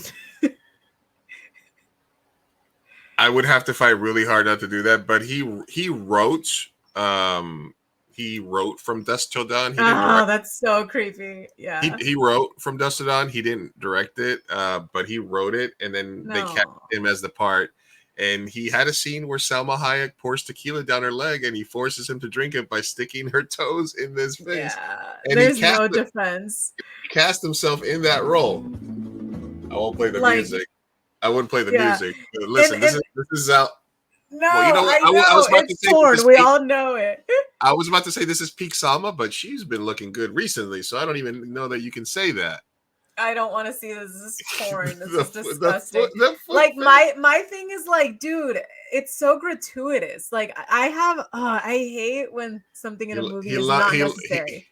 He loves the feet so much. He loves the feet, yeah. And creepy enough, Dan Schneider does too, but it's just for little kids, Listen, very creepy. So anyway, Alexa has been dealing with creeps her whole life in Hollywood, and now she's just being loud about it, and I applaud her. I applaud her as well. Yeah, definitely. All right. It was just funny that I had that queued up, and then we got into the feet thing, and I was like, "Oh, the feet thing." You were like, perfect." Hey, perfect. We got this. Perfect. Let's do. Where's it at? Let's do Charles Barkley. Let's do Charles Barkley. It's all about the gays. All right, let's do this. It's all about the gays. Let me mute myself. Take this. I want y'all to drink this fucking beer. I want y'all to drink this fucking beer. I got 3 cases of Bud Light. Hey, and I want to say this. If you're gay, bless you. If you're transgender, bless you. And if you have a problem with that, fuck you. We love him. Yes, ally. Yes. You're muted, by the way, but I can see you're speaking. Chuck putting it out there. He's an ally. He's an ally. We love him. All right. He's invited to the barbecue. He's invited to the gay barbecue. All right. Would you go on this cruise?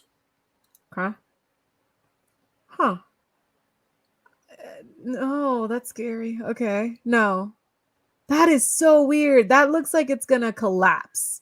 This is the Icon of the Sea, the world's largest cruise ship, labeled a monstrosity ahead of maiden voyage. It is 5 times larger than the Titanic, which is not saying much. The Titanic was pretty big than that. And I just looked at this picture and I was like, it's like 20 decks. There's an amusement park. There's pools. There's shopping areas. Obviously, there's all kinds of shit that's happening. I have claustrophobia just looking at it. Oh no. The largest water park at sea. A new test. I don't know what this is. A new test of bravery. 7 pools. Okay.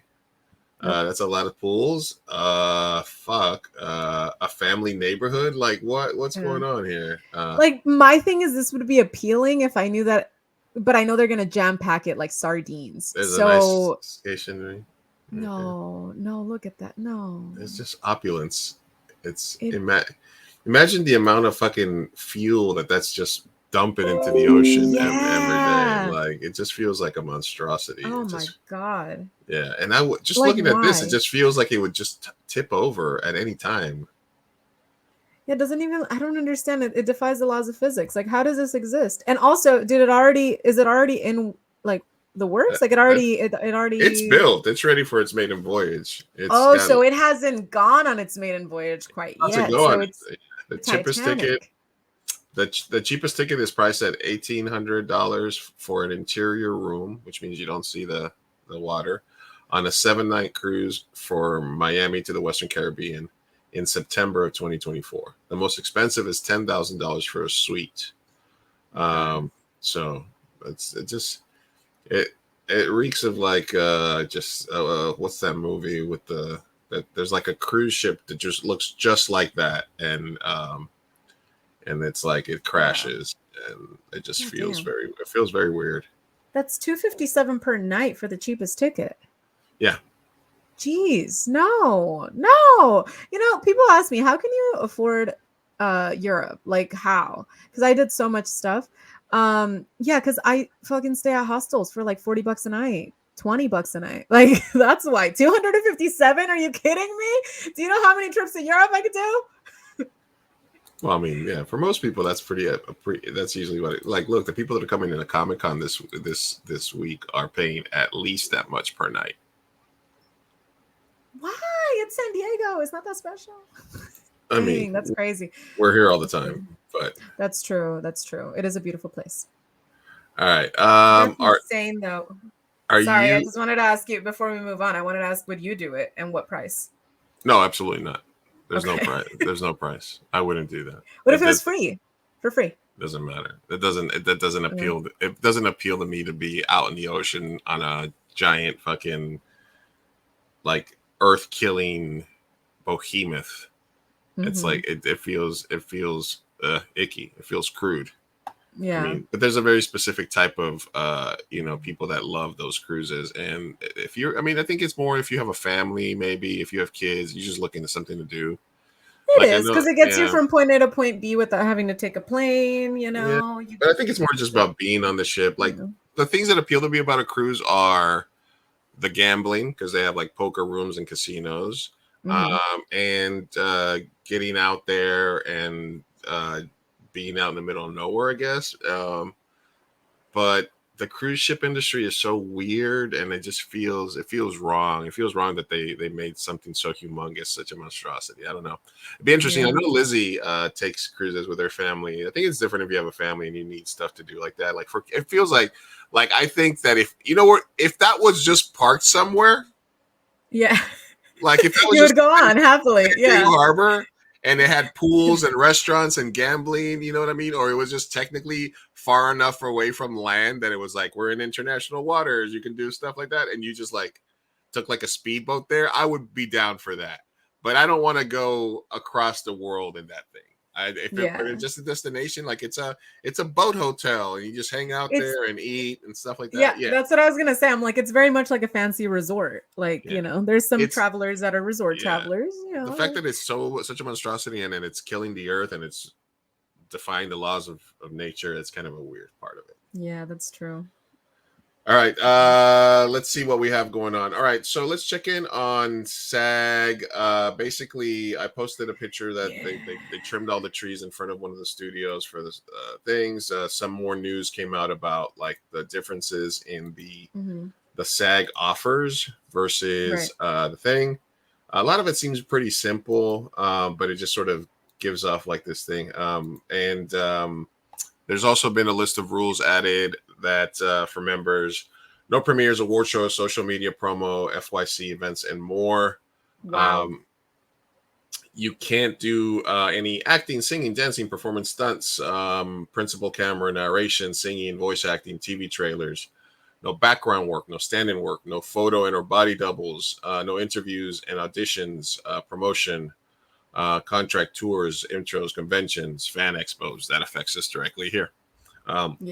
Award show, junkets, podcast appearance, social media, studio showcase. Podcast appearances affected us directly this week because and we have the video live on Mi Gente show and on the 2M Burrito YouTube. So the video is out there for anybody if they want to watch it. But we had Chris Estrada from This Fool, Hulu show, on literally like 4 or 5 months ago. It was before the San Diego Latino Film Festival, and we did a live stream with them during the day. It was like early in the day, so not a lot of people watched it live, but the video's up there. And we talked about him as a comedian, him as a writer-director, and about This Fool season 2. In my brilliance, because we were about to start the film festival, and we were going to be like busy, I was like, okay, we did the live show, the interview is out there. I'm going to save the audio and not release it right away. I'm going to wait till right before season 2 drops. Yeah, next season's coming out. I can wait. So that, and at that point, season 2, the release dates weren't even official, because he's like sometime in July or August, right? Turns out it's July 22nd, I think. And I was like, cool, I'm just going to wait till a week or two before then. And that's when I'll release the audio only version of the episode. And that way people can watch it and hear it right before. And all of a sudden we have a strike. So I had the episode scheduled to release yesterday. And Sunday night, I was doing a podcast and we were talking about the strike. And my mind went into a panic because I was like, oh, fuck. If I release this episode tomorrow, does that count as a podcast appearance? In the intro, I said we recorded this several months back, but I didn't know if that was enough. So I hit up Chris Estrada directly on Sunday night. I showed you the text and basically asked him how he felt about it. And, you know, it's the same thing that it says here. I don't think we would have gotten in any issues with sharing it, especially because it was an interview that happened several months back.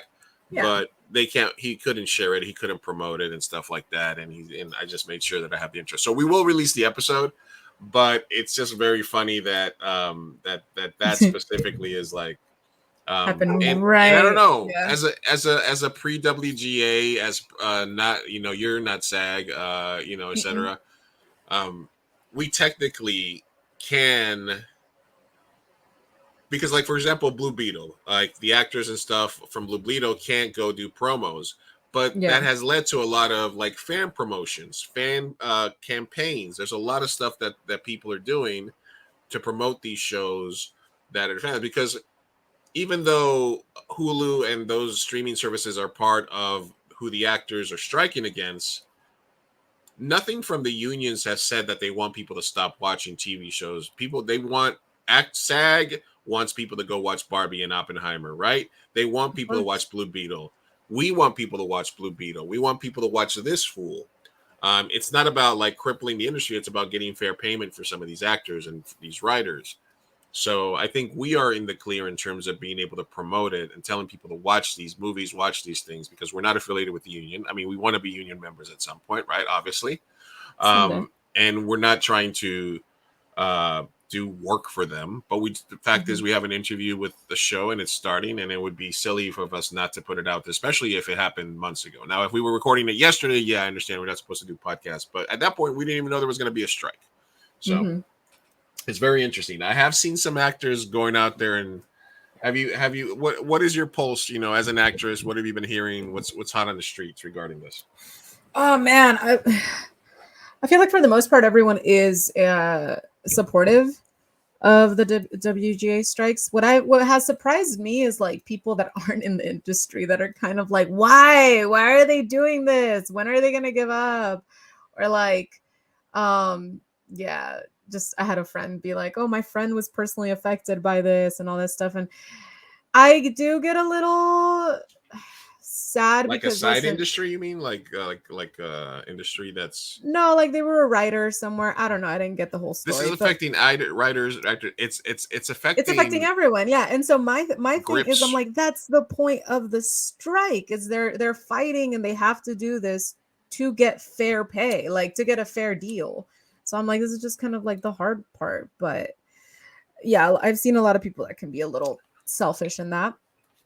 Yeah, Rosa. Yeah, that's what eventually. But I reached out to Chris directly, and I was like, and I'm gonna re-record the intro so that it's very clear that we recorded ahead of time, and it wasn't like that. And you know, I understand him not being able to share it because he does talk about the show and promotes it and stuff like that. But yeah, bummer. But yeah. Yeah, yeah. And also, SAG updated the guidelines that apply to influencers, critics, and journalists. For a minute, I thought I had to pause my review.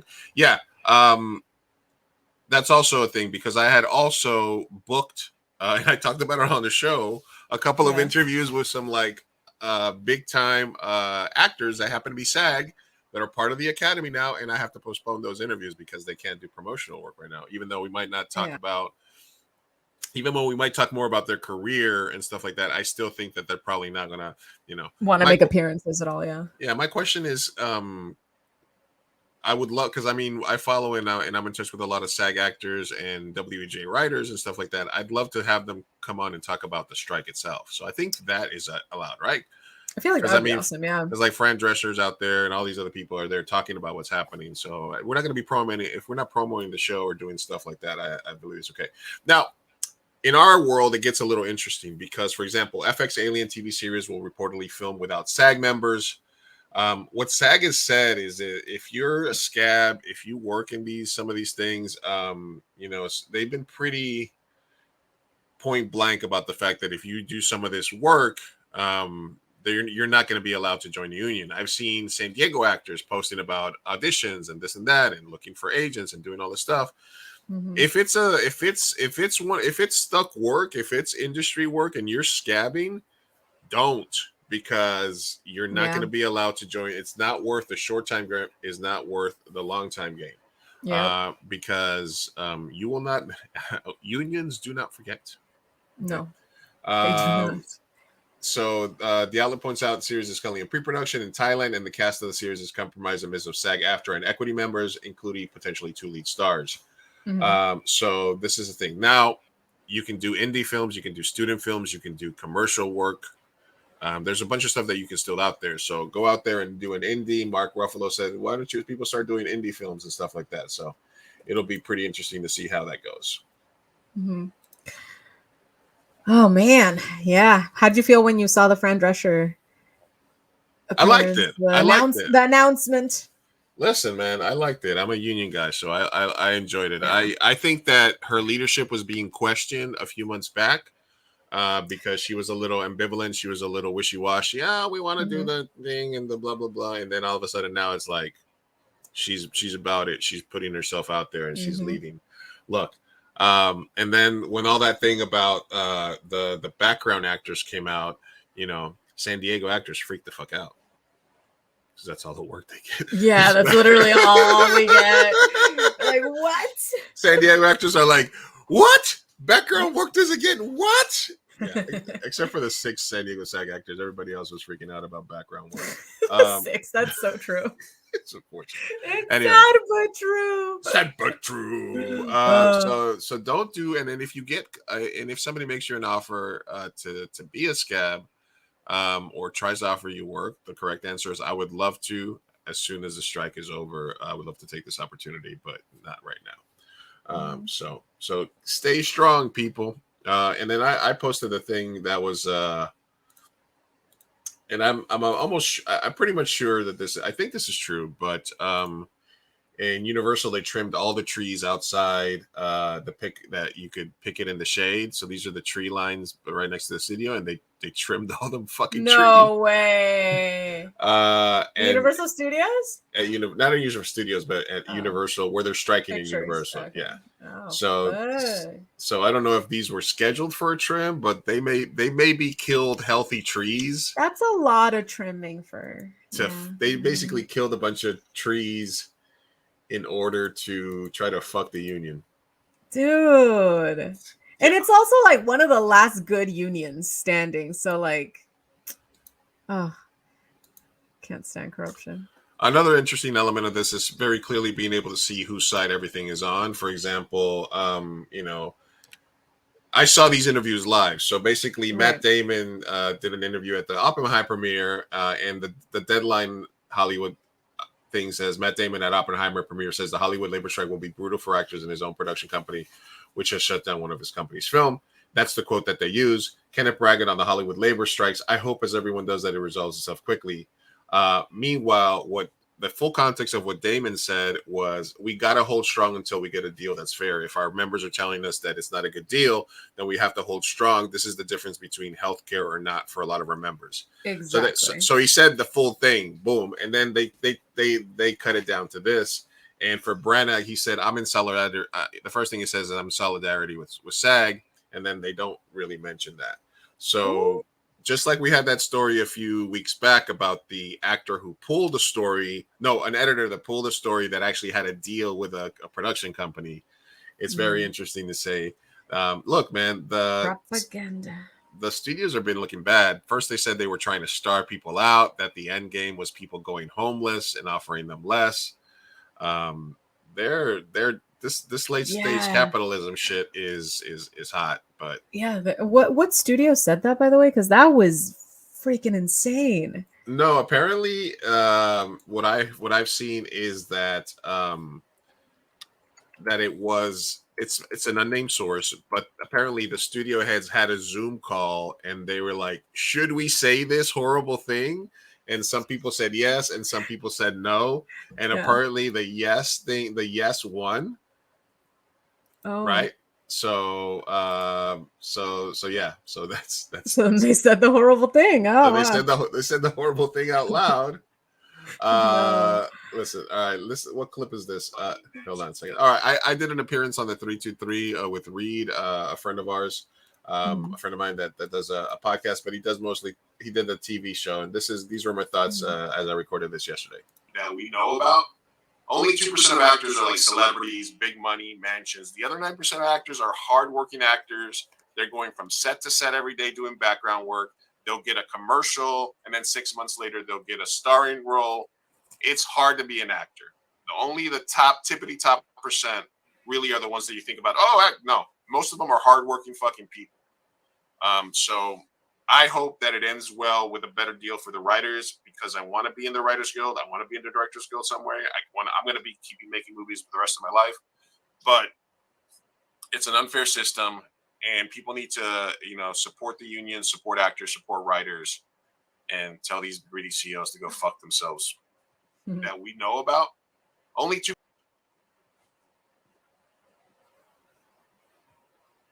You're muted. Sorry, that was my hot take on this show. No, that's good. Speaking up for the little guy. That's freaking true. Speak the truth. All right, and then the other thing I guess is give me a second. Where is this? If you would like to support, the unions in the strike, one of the things that's been documented is the snack list, which is an easy way to make donations for things that are going to help support striking actors and writers. By the Democratic Socialists of America in Los Angeles. So I put the link to that in the stream, and you can donate a couple of bucks so that they can buy snacks, food, and help out. Yeah, and that is true. According to Jessica Chastain, 87% of SAG members make less than $26K. You have to make $26K a year to qualify for healthcare, and like 80-90% don't do that, don't make that much money. So that's so messed up. As it is said, society works when old men plant trees. They will never be able to sit under their shade, right? So yeah, we have to keep doing stuff like that for that. Oppenheimer Barbie opening this weekend. If you Barbenheimer, it's gonna be hot. It's gonna be hot. I can't wait to see it. I dressed in pink because Barbie. Are you Barbieing up? Yes. All right. It's all the pink I had. All right. File this one under. So you're saying there's a chance? Oh no! Stop it! I mean, I'll take either. So you're saying there's a chance, Sophia? We need to bust out the old school move where me and you go to the mall and we try to break up happy couples. Well, seems like we don't have to do much here. Sofia Vergara and Joe Manganiello announced plans to divorce. That's all I needed to see. Gosh. Hey, I knew they wouldn't work out when I found out that he has a whole basement dedicated to playing D&D, and he's a big nerd. He's a big nerd, and she's not. And I was like, Joe Manganiello, I know I'm gay as hell most of the time, but like, come to me. I need a nerd. I love a nerd. He's a good-looking nerd. You fumbled the bag. You fumbled the bag there, Joe. A good-looking nerd. No, come on. And she's an icon, man. Like, fuck, I mean, she is, but come on. Yeah. They're both hot. They both will be fine. They'll be fine. I was saying. Yeah. So you're saying there's a chance. Yeah. Yeah, the chance is not zero. Well, I'm not gonna kill your dream, but yes, we don't stand a fucking chance in hell. But it's not zero, Sophia. But it's not zero. It's not zero. It's 100% not zero. Mm-hmm. All right. So, listen. Okay, this is something that happened. Let me know what your feelings are here. All right. This girl at the airport waits until the queue moves all the way forward to move. People confronted her, and she said, "It's the same if I move now or if I move later." So you're gonna go on vacation. You're traveling. You're making the little airport line here, and this woman leaves all this space in front of her. Now, there's still 5 or 6 people ahead of her. So even if she does move, would you rather move a little bit of a time, or would you just rather wait and move all at once? I think if you're letting a space of like 2 people in front of you, that's too much. That's too much. Because people can go and sneak in. Like, she just has too many bags. Like, just move them. That's a huge space. I'll be lenient towards maybe a 2-person space. But something that happens when you're stuck in those long lines after travel is you want to move. I'll take a little scooch. I just need to see movement. So you think that's massaging your mental health, a little movement, a little bit of time, and getting closer. 100%. It makes me feel so good. It makes no difference, though. You're not going to look at how much space is in front of her. That is so you're saying So you're saying the social norms are forcing you to think about it this way, and it would affect you that way, right? I'm saying that I understand she has a lot of bags and she might want to stay stagnant, but that's too much space. Absolutely not. Like, I'm going to cut you at that point because you clearly don't want to move. So I'm cutting you. Like I would throw hands with her. At first I was like, okay, I get it, but I would be like, listen, it doesn't really make a difference. You're not going. Logically, she has a great argument. My thing is, if you're not moving, I will, and I will then cut you. Okay, I'm tired. I've traveled for 24 hours before. I need you to fucking move. I need you to come on.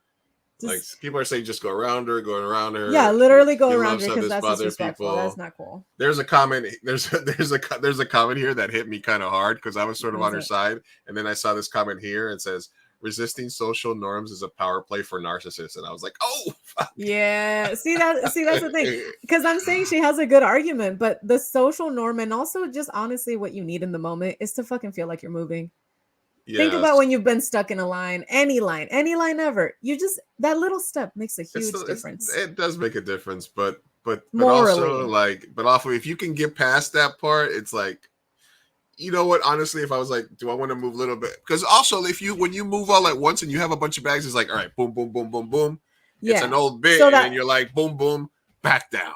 So that's another thing. I've been there with the big heavy bags, and I get it. So that's why I would personally, if I was right behind her, give her some leeway, maybe like a 2-person. Yeah. Maybe that's too even much a 3-person space. Yeah. area, but that space is like I would cut you at that point because you're just not. That's a whole line. It's a whole line in front of her. It's a I would whole line and a turn. I would yeah, it's a lap. It's a line and a turn. It's almost a full lap there. Yeah. Anyway. Yeah, exactly. Because I'm that- like, if you're letting a lap go by, other people can cut. So then I'm just gonna beat them to it. You know what I mean? All good. Ethics. Just All right. Anyway, Bonzo, thanks for stopping by. Sorry this is late, but I had to step away. Why the foot fetish hate for legal adults? They need us. Oh no. No hate. Listen, no one. No. We're not here to yuck anyone's yum. Okay. No, No I hate. had brought that up as a palate cleanser, but the reason we were talking about it was because the dude was doing it, like taking pictures of kids' toes, which was Yeah. Also, what I will give a lot of hate to, it's not any type of fetish or any like stuff like that when it's consensual and it's between adults. However, when there is a fetish that you know you are sexually into and you are the writer who is causing it to occur on set, it's gratuitous and it's disgusting. So I'm sorry. Like, you know, like if I was Salma looking back and being like, wow, they wrote me to do that. That was so unnecessary to the plot just because he was, I don't know if he was hard under there. Like I would feel very uncomfortable and violated. Not gonna lie. Is there as I play devil's advocate, is there any leeway to it always 100% being for self-gratification? If you're writing your first film that you're going to star in and it's about your life and it explores sexuality, you would, depending on the type of movie you see in your head, you might have to, you know, be in sex scenes or making out with actresses and actors and stuff like that, right? It's a great script, it's a great story, it's a story that needs to be told, but you're the one writing it and you want to star in it. Are you only writing the story because of that reason? Like from a psychological standpoint, what comes first? Your desire to write the story and tell about your story, and then you realize I can use this as an opportunity to put myself in a situation where I get to suck on feet and make out with hot actresses. Right. Yeah. Or does I want to put myself in a situation where I can suck feet and make out with hot actresses cause you to write the story? I think I don't know. I think that listen, I think that in this case scenario, if you watch the movie, there's no need for that scene. It doesn't change. Not in It doesn't change the plot. Not in general. Well, You're writing a movie about your life. You're writing a movie about your life. I know, but by that logic is like, which comes first? Okay, the writing of the sex scene and then you inserting yourself, or I would hope that it's not that one. I would hope that you always add something that is going to add to the plot, or, you know, at the very least is relevant to the storyline. So if he's making a foot fetish video, like a foot fetish movie, a movie about a foot model.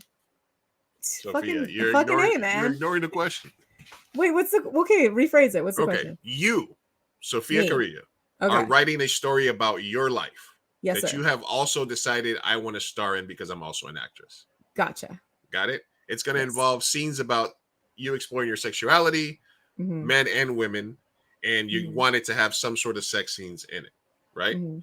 Now, you are obviously a writer, you're an actress, right? Did you decide to write the movie? Now, let's say you put yourself in that situation. Like, what I'm asking for is does the fact that you have a foot fetish override every other aspect of your life, right? You know what I'm saying? Like, for you in the movie that you're writing about yourself, does the fact when you write the movie and you decide to be in it, at that point, does your brain say, hey, this is a great opportunity for me to put myself in a situation? My brain, no, it doesn't. That's creepy. Or That's what I'm asking. That's the reason that I'm asking. Yeah. Or does the fact that you want to put yourself in the situation cause you to write the movie? I don't know that I would write a movie to put myself in any situation. I think I would want the movie to be caused based on whatever the story is, if that makes sense. And if I'm going to be the actor in it, I still wouldn't. So what you're saying is like you're comparing at this point now you're comparing like a general sexuality to a fetish. So if I'm making love to a woman in a film, I think that's very different than me having, I don't know, an ear fetish or I don't know, something more specific that has nothing to do with maybe the character's coming out story, if that makes sense. And then I insert a scene of me sucking in someone's ear. It's not necessary. Do you understand? Like one is me having a coming out process of like exploration with like just gender. The other one is me finding out how I like ear sucking. Do you see how they're different? Like they can this question has never been asked for a male-female sex scene. I'm not sitting here saying that if a male and a female have a sex scene, it's inappropriate.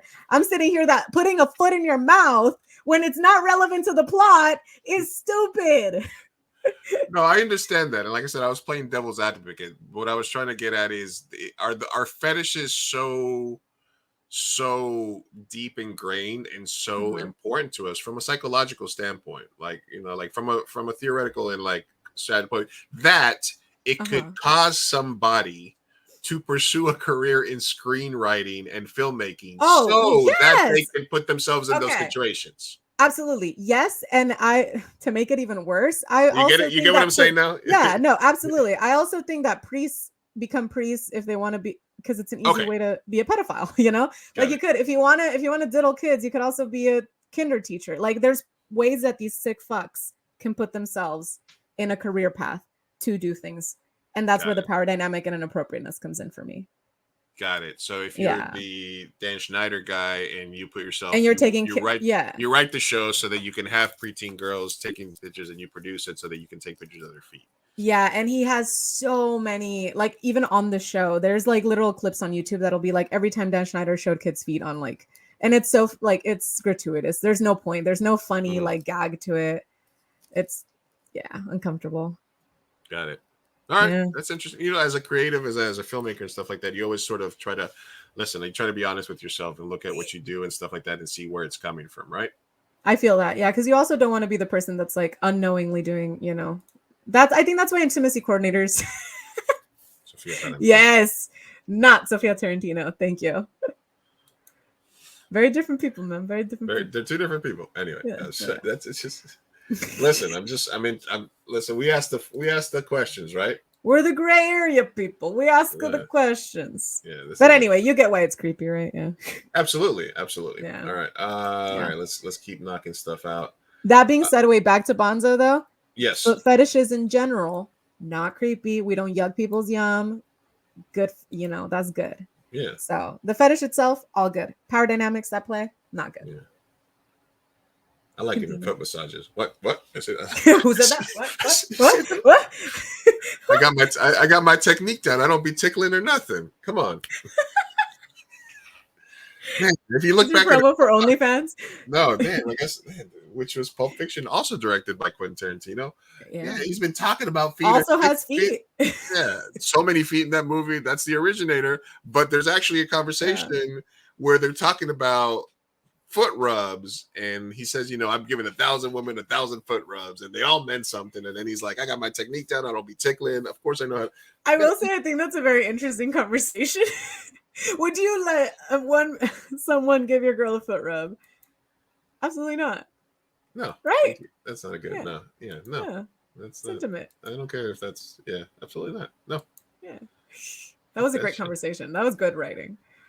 Exactly, but was it because he loved feet so much he became an icon? Fucking head. Yeah, no. At that point, well, I don't think that's why Pulp Fiction was amazing. No, obviously not. But I'm saying, if Tarantino had this foot fetish from who knows when, that could have been a driving force to him becoming famous because his mind was driving it from the back. He's like, we gotta get famous so we can talk about feet. Yeah. And so we can write a movie where Salma Hayek sticks her foot in my mouth. Like, Dude, It's- honestly, it's if that was scary his how- end game, then fuck. It could have just been his subconscious, worked. though. It could have just been his subconscious. Something could have been driving him this whole time, and he never knew about it. And it was his love of feet. Dude, this is a conspiracy level. Like, we should make this a video, like a YouTube clip, where we just talk about the conspiracy of Quentin Tarantino starting his career because of his foot fetish. All right. In his mind. Here's a good question for the crowd. Are ice cream dates considered terrible? Okay. So this is another thing here. So this is a tweet that somebody posted, and they put this. Basically, they had matched with somebody on a dating site, and this is the conversation they had. Hi, this is Vance. Hi, hope you had a good day. I'm excited for tomorrow. I can pick you up if you're not comfortable with that. We can just meet there. Standard first date spot. I don't know why, but I'm feeling like getting some ice cream in this hot weather. Sorry, LOL. And then she says, sorry if this may come off as rude, but I don't do ice cream dates. I'm a 26-year-old woman, and a date like that seems like absolute bare minimum for me. Meeting up would be a waste of both our times since we probably don't have the same vibe. Best wishes. Oh my god. So ice cream date's not a good idea. Are you kidding me? No, that girl is vapid as hell. Dude, if you care that deep In the summertime too. in the summertime, also like people doing Starbucks dates, like it doesn't matter if you want to get to know the person. Like it matters the person that you're there with. But you're really gonna be like, I'm not gonna do ice cream. I'm 26 years old, and that is not what I'm. Shut up. Okay. 26. Come on. 90-year-olds love ice cream. Who doesn't love ice cream? It's not ice cream. It's an expectation that she wants to meet cute, and she doesn't think that ice cream is at her standards. There's no such thing as meet cutes on Tinder. There really isn't. I'm like, you're already telling your grandkids you met on Tinder. Might as well go to a freaking ice cream shop and figure it out. Yeah, what the fuck? Yeah, I know people that schedule back-to-back dates at Starbucks. Literally, like. That's too much caffeine, man. I know, right? I don't know why. I know someone who did that with 3 guys, like back to back to back, and I was like, wow, the stamina. Okay. More late stage capitalism. It might be time for a general strike. This is something that was posted apparently at a workplace. Effective immediately, all staff must leave their cell phones on and make themselves available when you're not on shift. Consider yourself on call. You must answer calls from Gary. Fuck Gary. And if you're asked to cover a shift, you must do so without complaints. This is not optional. We all need to work together to help this company succeed. Let's get some record profits this quarter. Go team. What the fuck? This is not real. There's no way. Where is this from? Oh my gosh. Let's set some record profits this quarter is kind of the would be the fucking, because it's just that's the whole end game right there. That's like, you only care about profits. We don't care about your mental health or health in general. I hate capitalism. So fun, isn't it? It's so fun. It's so fun. Does anyone in Sweden want to marry me? Just if you're Swedish, please. Scandinavia, any Scandinavian, and you want a little Mexican, just a little sprinkle of tahini right there. I'll move to your country happily. Ain't no ring on this finger. Come on, Sweden. Just like we have our misogynistic moment of the day, we have our Sophia begs a European to marry her segment. Oh my god, I do! It's my thing. Every episode, it's Sophia desperately asks somebody from a socialized nation. So much I hate this country, but you know what? No, actually, someone like agreed. One of my friends from the kickball team, I was just like, because she's turns out she is both British and Irish, and I was like, will you marry me? And she was like, yes, and I was like, great. So it's happening. Yeah, I did it. I'm Irish now. A bit of the Irish. A bit of the Irish, yes. I'm also looking for another thing here that somebody posted about a restaurant where they gave out a piece of paper that you had to sign, and it was basically saying tips are earned, not mandatory, and basically saying that you had to write down anything that has to. Basically, you had to sign this sheet that says, if I'm late more than 50 minutes, I don't get tips for that day. If I get written up during a shift, I forfeit tips for that day. If I don't give 2 weeks notice of quitting, your tips from your last checks are not. You're gonna get that. Oh, this is from the employer. This is from the employer, and you had to sign this. Oh, okay. I'm trying to find it because I definitely saw it was. I mean, the answer is absolutely not. Yeah. I don't know if I found it. Yeah. Anyway, so I just kind of thought that was a super interesting thing. Like, we're being chiseled to death by employers everywhere. We really are. Oh my gosh. We need more unions. And then and then actors don't make shit. So yeah, I'm gonna have to go back to corporate world. It's so sad. Yeah, I mean, it's the hustle. All right, this is one of the last things. This is from previously in terms of when we're talking to the SAG. Lena Hall says all the series regulars for Snowpiercer had to do a full body scan and full range of emotion capture without telling them why. So they've been trying to do this because I had forgot this. There's a lot of stuff and a lot of stories that are coming out. So do your homework on those and look it up, because a lot of people are like that you thought would be like on popular shows from 2-3 years ago. They got absolutely fucked. They get like a 9-cent residual. They get like the team from Orange is the New Black specifically. They were like, Netflix was telling you like this is Orange is the New Black was the first big Netflix hit, right? Yeah. And it really blew up Netflix. And a lot of the cast members on the show could not afford to take a cab to set, and they had side jobs while they were filming. So they weren't making any money, and they never got any residuals or any bonuses and shit like that, So hell no. Yeah, and then people are making shows, they make movies, they get put on Disney, and you're gonna get a residual based on views. Disney puts it up for 2 months and then takes it down, meaning you're completely shut off from revenue. So, it's the shit's gotta change. A lot of things have to change. All right. How familiar are you with the Adam 22 and Lena the Plug cuckolding? I feel like that rings a bell. Lena the Plug rings a bell. Was she a YouTuber? She's a porn star, so close enough. But did she start out as a YouTuber? She might. So basically, there's this guy on Twitter. He goes by Adam 22. Mm-hmm. And he's a porn star. He's done. Oh yeah, I do know her. Yeah. So anyway, he's married to Lena the Plug, and essentially, she had been out of the business for a while, and then she decided to go do her first interracial scene. And this is a dude that did it. And basically, she had been with Adam for a while. It was this dude, Adam 22, right? That I wanted to get you. So basically, the scene comes out and people are freaking out. And then all of a sudden, they're doing all these interviews where he's going on his show and he's talking about how, she had permission to go fuck him and this and that, but he stretched her out and all this other stuff. And she was talking about how she was basically saying like, oh, it took me a while to adjust back to Adam's dick and stuff like that.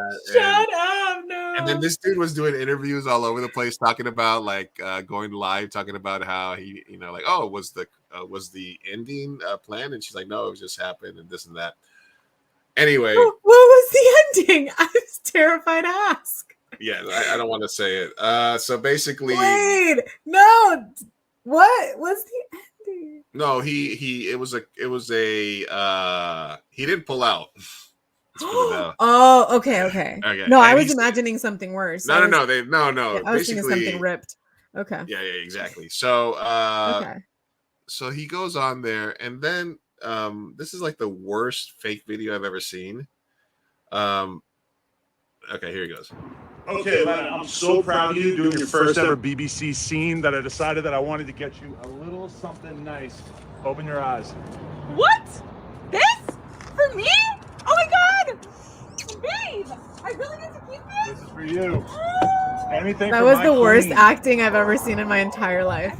That is the worst acting performance I've ever seen in my entire life. Like what? This Number one, okay, as a director, I'm going to give her some notes here. When she opens up her eyes, she only looks at it for like a second. A second, yeah. Yeah, and well, let's not stop if you- directing. You know what I'm saying, like that. So I'm gonna do a second take, and I'm gonna be like, when you open your eyes, look at the car a little bit longer, hold it there, take it all in, and then react. Yeah. What for me? For me? For me? She doesn't have an accent, by the way. I think she's just American. I Lana. don't even think Well, they probably. I think that they're just clout goblins. Like honestly, You're right. which is fine. I mean, they're making a lot of money. Yeah, no, it's like cuck for pay. Yeah. Something like that, right? Because I don't think he cares. I don't even believe this relationship is real.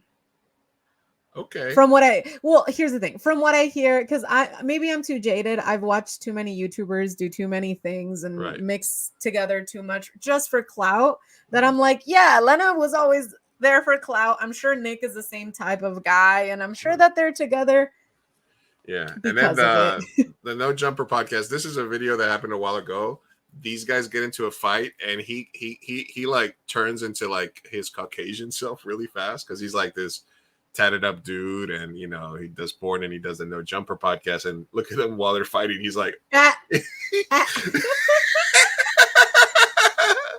like, no, guys, stop. Oh, guys, oh my God, no, you guys. So he does the No Jumper podcast. He's had a couple of interesting. I don't know anything about Nick, so like I'm just assuming. Yeah, here, it's just. But I did used to watch Lena, so yeah. I'm remembering now. Yeah, she used to be a YouTuber, like a big YouTuber. Okay, I guess I don't know where she went. I just don't. She hasn't posted in a while. Yeah. So I don't know if it's like cuck for play or if it's for whatever it is, but they're doing it right now on the internet. And then this is more proof that it's clout chasing here. Where is it? Mm-hmm.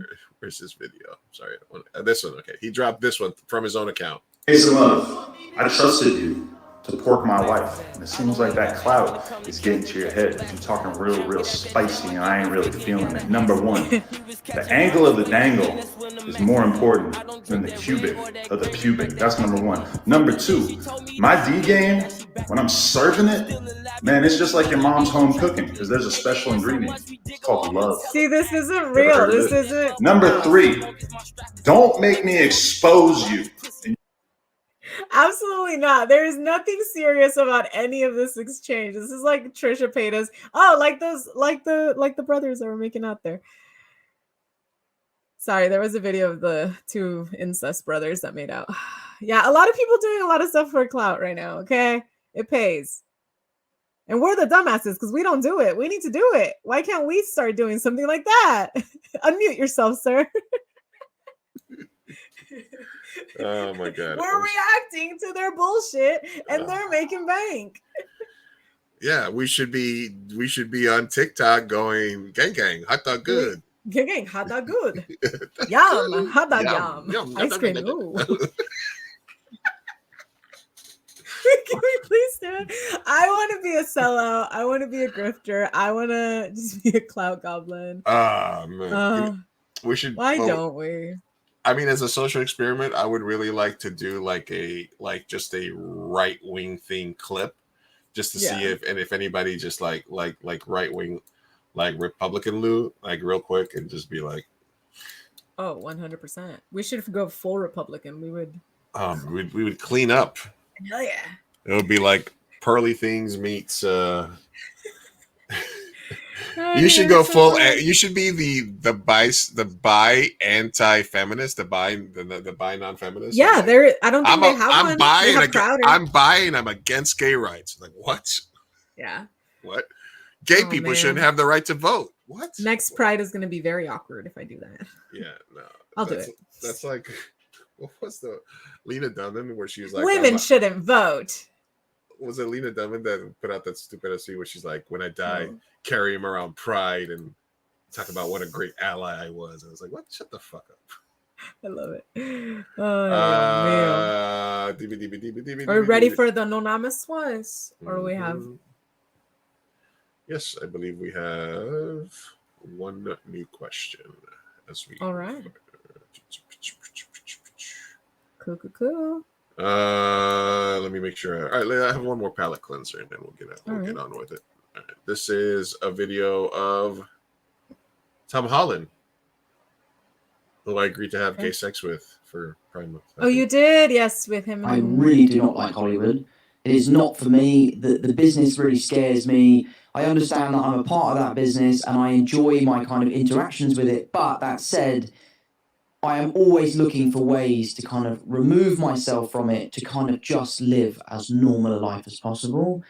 Today, doing this is a very rare thing for me to do. Yeah, I definitely think it has been an ongoing thought, which is don't lose yourself. I've seen so many people come before me and lose themselves, and I've had friends that I've grown up with that aren't friends of mine anymore because they've lost themselves to this business. And I just am really, really keen to focus on what makes me happy, which is my family, it's my friends, it's my carpentry, my golf, the charity that my mum runs. Like, that is the stuff that makes me really happy, and that's the stuff that I should protect. My relationship is the thing that I keep most sacred. I don't talk about it. I try my best to keep it as private as possible. We both feel very strongly that that is the healthiest way for us to move on as a couple. So I do try to keep as removed from it as possible. Like, you'll never see me at an award show that I don't have to be at. I'm never going to a red carpet event that I'm not in the film of, you know? I don't want the attention when I don't need it. Yes, I saw that. I love that. I think Is he like most evolved actor? No, there's plenty of actors that have said the same thing before him. And I think if we're gonna go back to like how we were fucking around earlier about like why don't we do that and stuff like that, the culture in Hollywood is very, very like high schooly and very like cliquey, and it's easy, and also very drug and party driven, and it's easy to lose yourself in all of that, especially once you become famous and all of that. So I feel like he's doing it right, but it's very hard and few and far between actors that can stick to that, especially the bigger that you get.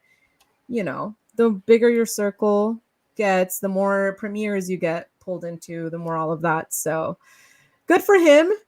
And I'm very happy that I can see some, you know, like him and Zendaya making healthy choices and somehow still having a career within Hollywood. That being said, it's also a privileged thing to say, right? Because in order to say that there's this monster that you need to stay away from because it's unhealthy, which is Hollywood, you have to have broken into it first. Sure.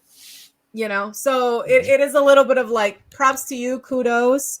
And I want to be you because I want to have broken in and ignored everyone as well. I want to be able to say, I didn't want to go there because I'm being healthy. You know? Yeah. It's definitely like he's settled. He's making bank. He's a well-known name. His career's set. So I'm like, good for you, kid. I guess he's a well-adjusted adult, honestly. Well-adjusted person who is very privileged. Exactly. Yeah. So it's like half happy, half like, well, good for you that you could say that, because I'm like, it comes, you know. Must be nice. Must be nice. Like, I'm like, we're healthy at the bottom, you're healthy at the top, and healthy is good. But there's people that are like Lena, like Nick, you know, like unhealthy and clearly very, I don't know. But they're also making bank and doing, you know, what they got to do. So honestly, no judgment on anyone. Everyone's gonna do what they got to do, whatever. Yeah. But very happy to see a, like, you know, well-established, big name, also healthy actor. Yeah. Meanwhile, The Idol was so bad that it might kill season 3 of Zendaya's show. So, you know, Idol. The Sam Levinson show with The Weeknd, and it's really, really bad. It was really, really bad. And Sam Zendaya will be fine. She'll be fine. She'll be fine. All right. She's an icon. She's a one-name icon at this point. She's like Beyonce. Yeah, she's definitely there. All right. And then the last thing that I had here is we'll do one shout out to Barrio Drive. We talked about some of their Pride Month stuff here. Yeah. But I don't know. I keep just saving their website, and they always have such like cool stuff. Community stuff and these La Mero Mero. Love the backpack. Amor Sagrado. This is the This is the Amor Sagrado shirt with the homie. gosh. It's real cool stuff. So shout out Barrio Drive.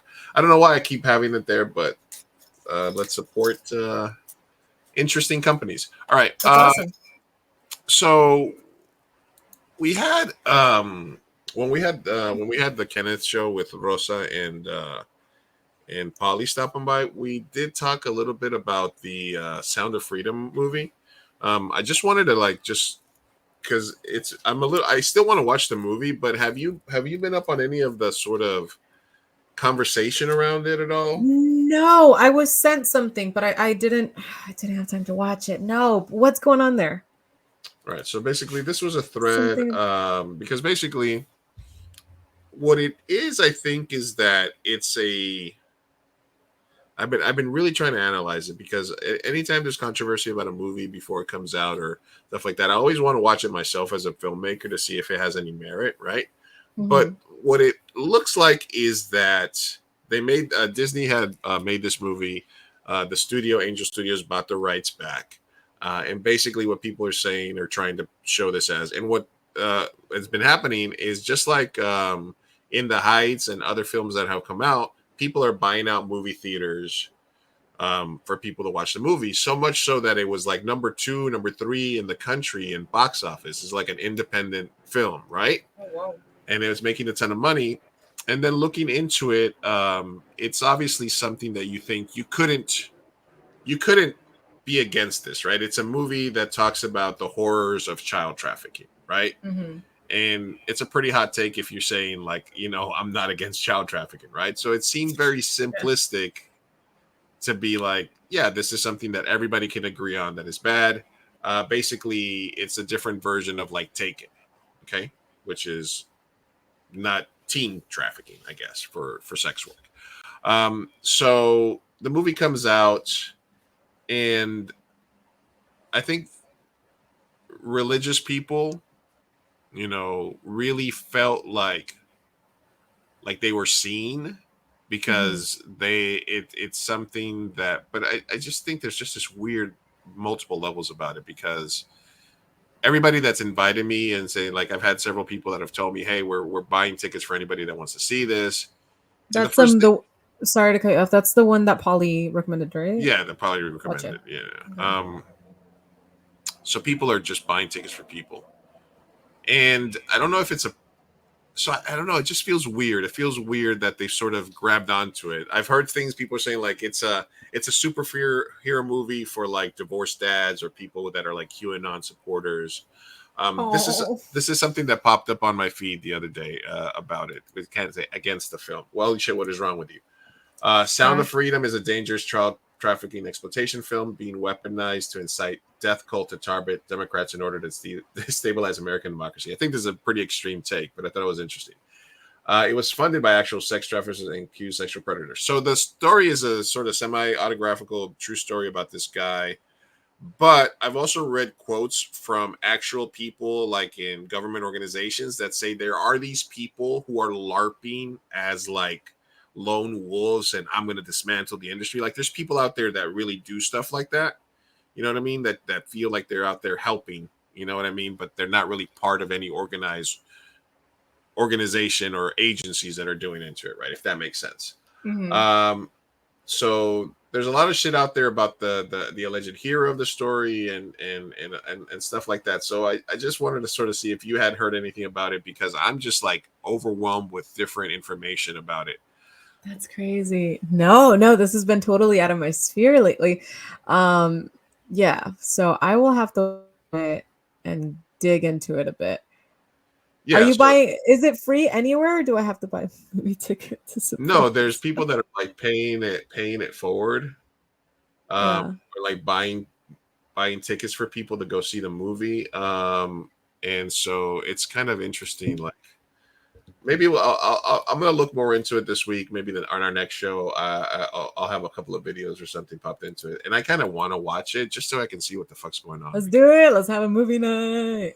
Let's watch it. I mean, I'm not going to watch it before I You're watch. so not excited. I'd much rather watch Barbie or Oppenheimer. Barbenheimer and then Sounds of Freedom. Sound of Freedom. Because I think, look, nobody's against that, but I think this whole thing where they're like, we got to build awareness is For very this thing that has existed since the dawn of time.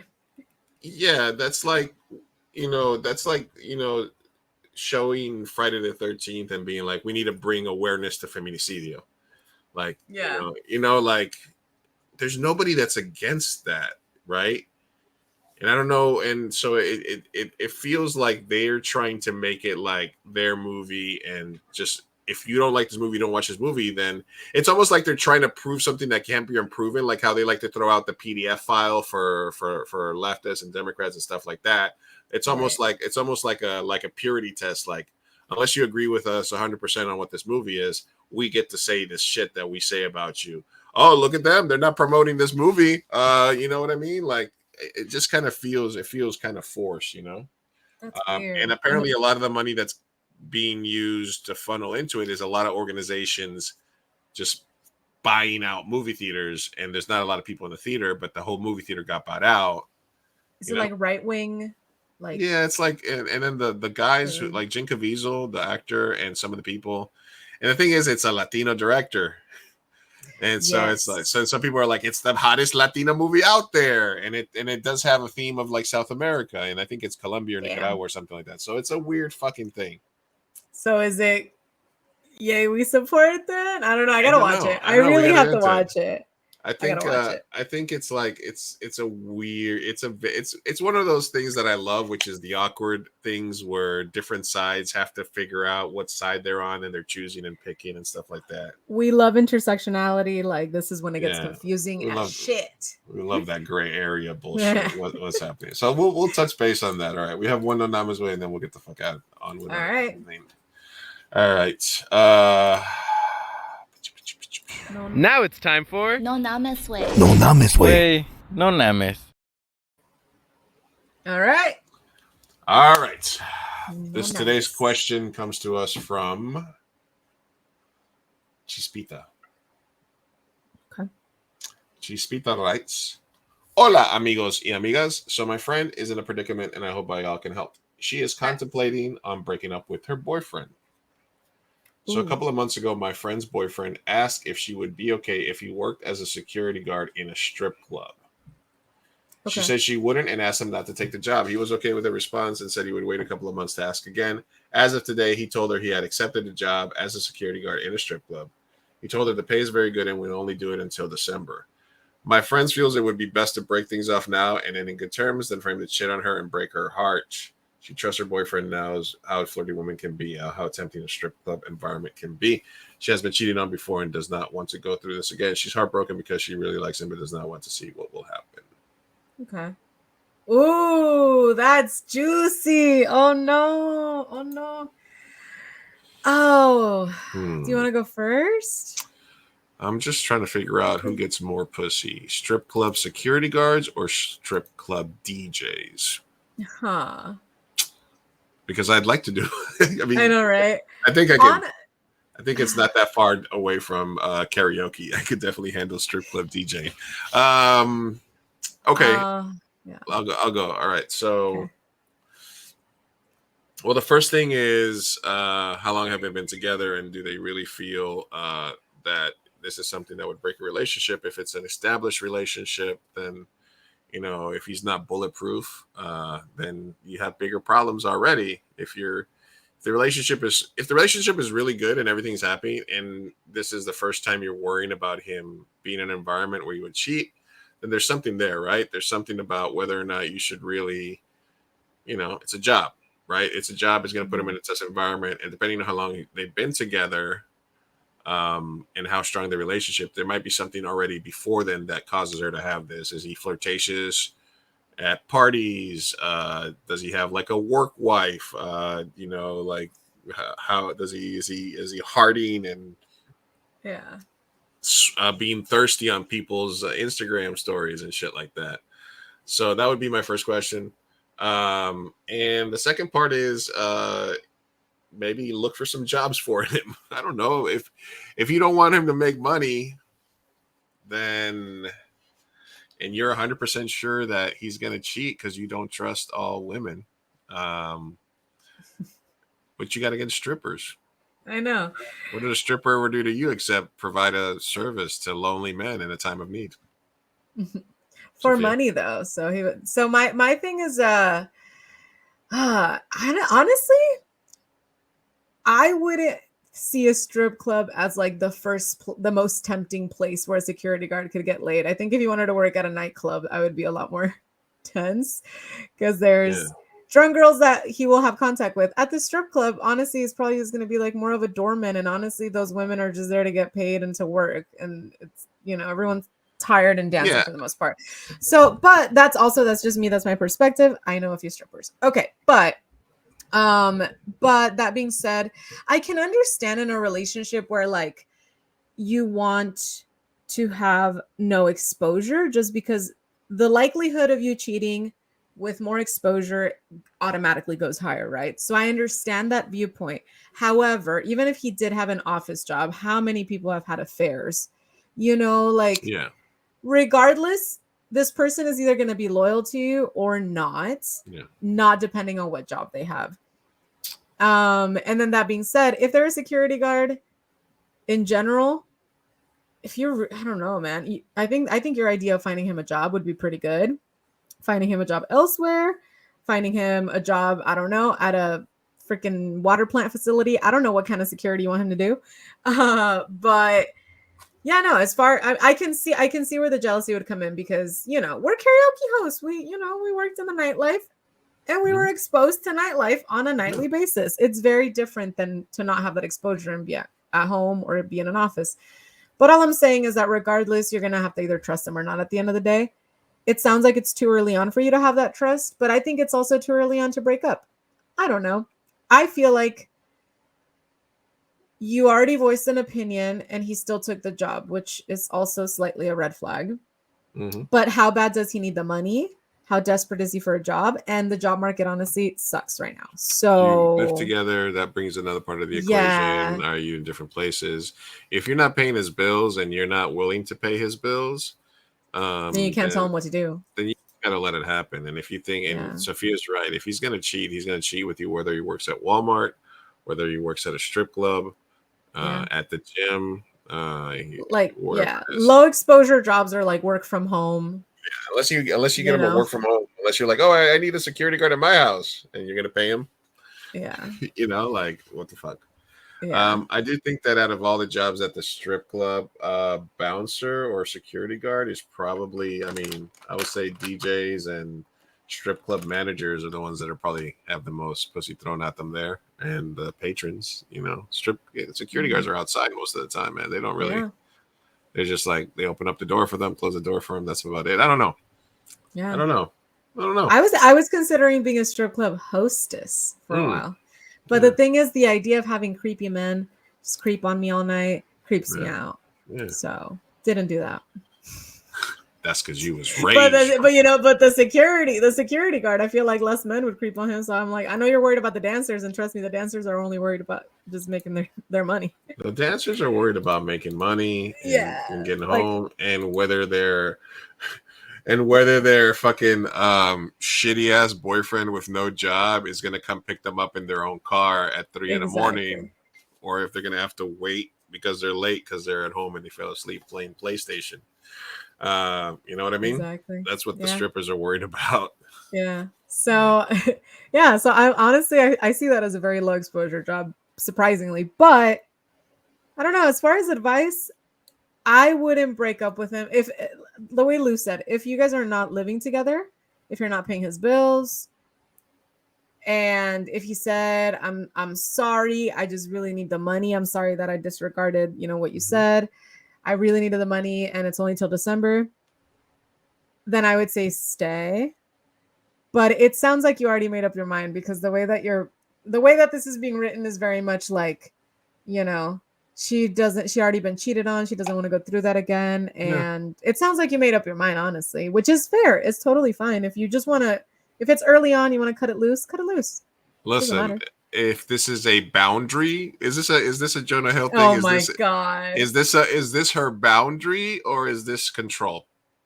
This would be control, in my opinion, which is why I'm telling her that I would not, like, you can tell him, it makes me feel uncomfortable that you would take this job. He did. So I'm assuming that that's more where the anger lies. And that's totally fair, which means you can leave. Mhm. But at the same time, do I think that, he should have not taken the job? No, absolutely not. I'm saying she stays. I think that this guy hasn't done anything wrong yet. The problem is until he cheats, right? And with her, she wants to avoid that. So if you want to avoid it, Very dump good him. pay. Then dump him. Maybe he wants to buy you a nice present. Maybe he wants to buy you an engagement ring. And Yeah. the only way that he can do it is by working this dirty ass job until December. So he's got enough money. Yeah, maybe until And also, if until you've been Christmas, cheated on baby. before, you're probably bringing some of that into the relationship. So Which is also evaluate not the, healthy. evaluate the entirety of the relationship. Are you doing this because you have trauma from previous relationship? Because something is already going on where you already don't trust him. And like I said, if you're not prepared to pay the bills, you're gonna have to kind of just let it go. Let it either make a clean break now and say, listen, this is a step too far for me. I never ever will date a strip club bouncer, which just say that which to is yourself. totally fine. That's up to you. That's what I said, But- but just say it in your head a couple of times to see if that sounds ridiculous to you. Yeah. And then if not, then you're just gonna have to put the brakes on. And then if he cheats, then he cheats. It's gonna happen. If he's gonna cheat, he's gonna cheat. It's not gonna have nothing to do with being a strip club bouncer. What you're mad about is that he's gonna be around a bunch of women, and you feel like your husband's such a prize or boyfriend's such a prize that they're not gonna be able to keep their hands off of him. I don't know. Either that, or maybe just show up every day and just sip a fucking. Be that girlfriend. Jeez. Just He'll get fired real quick. Oh my gosh. yeah, that'll be bad. Yeah. All right. Anyway, that is our show for today. Thank you very much, Chispita, for dropping us a line. Thank you, Chispita. Hope that helped. I don't know. Listen, and tell your friend to submit her own question next time Yeah. directly. I'm just kidding. But also, thank you for submitting for your friend. I'm sure thank you that they're submitting going to for want to your- hear this. Yeah. Give them your third hand advice, or just clip this part and send it to them. See what they say. Yeah, there you go. All right. So we're gonna be at Comic-Con partially, Mhm. sometimes, maybe not. We'll see you guys next week, or a week and a day from now, or 2 days from now when we come back on.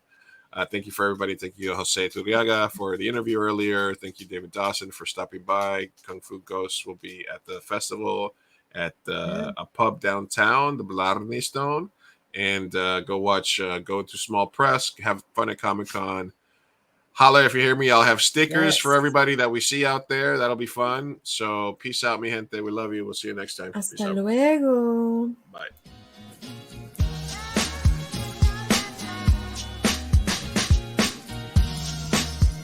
Vamos, papá, hay que irnos. Me estoy aguantando desde que pusieron el domo. Puedes esperar, muchas personas trabajaron en esta película y solo quieren que te aprendas sus nombres de memoria. Y yo quiero asegurarme de que ningún animal resultó lesionado durante la filmación de esta película. ¡Piu! ¡Listo! ¡Uy, palomitas en el suelo! Oh. Espera, parece que Maggie tiene algo que decir. No es su primera palabra.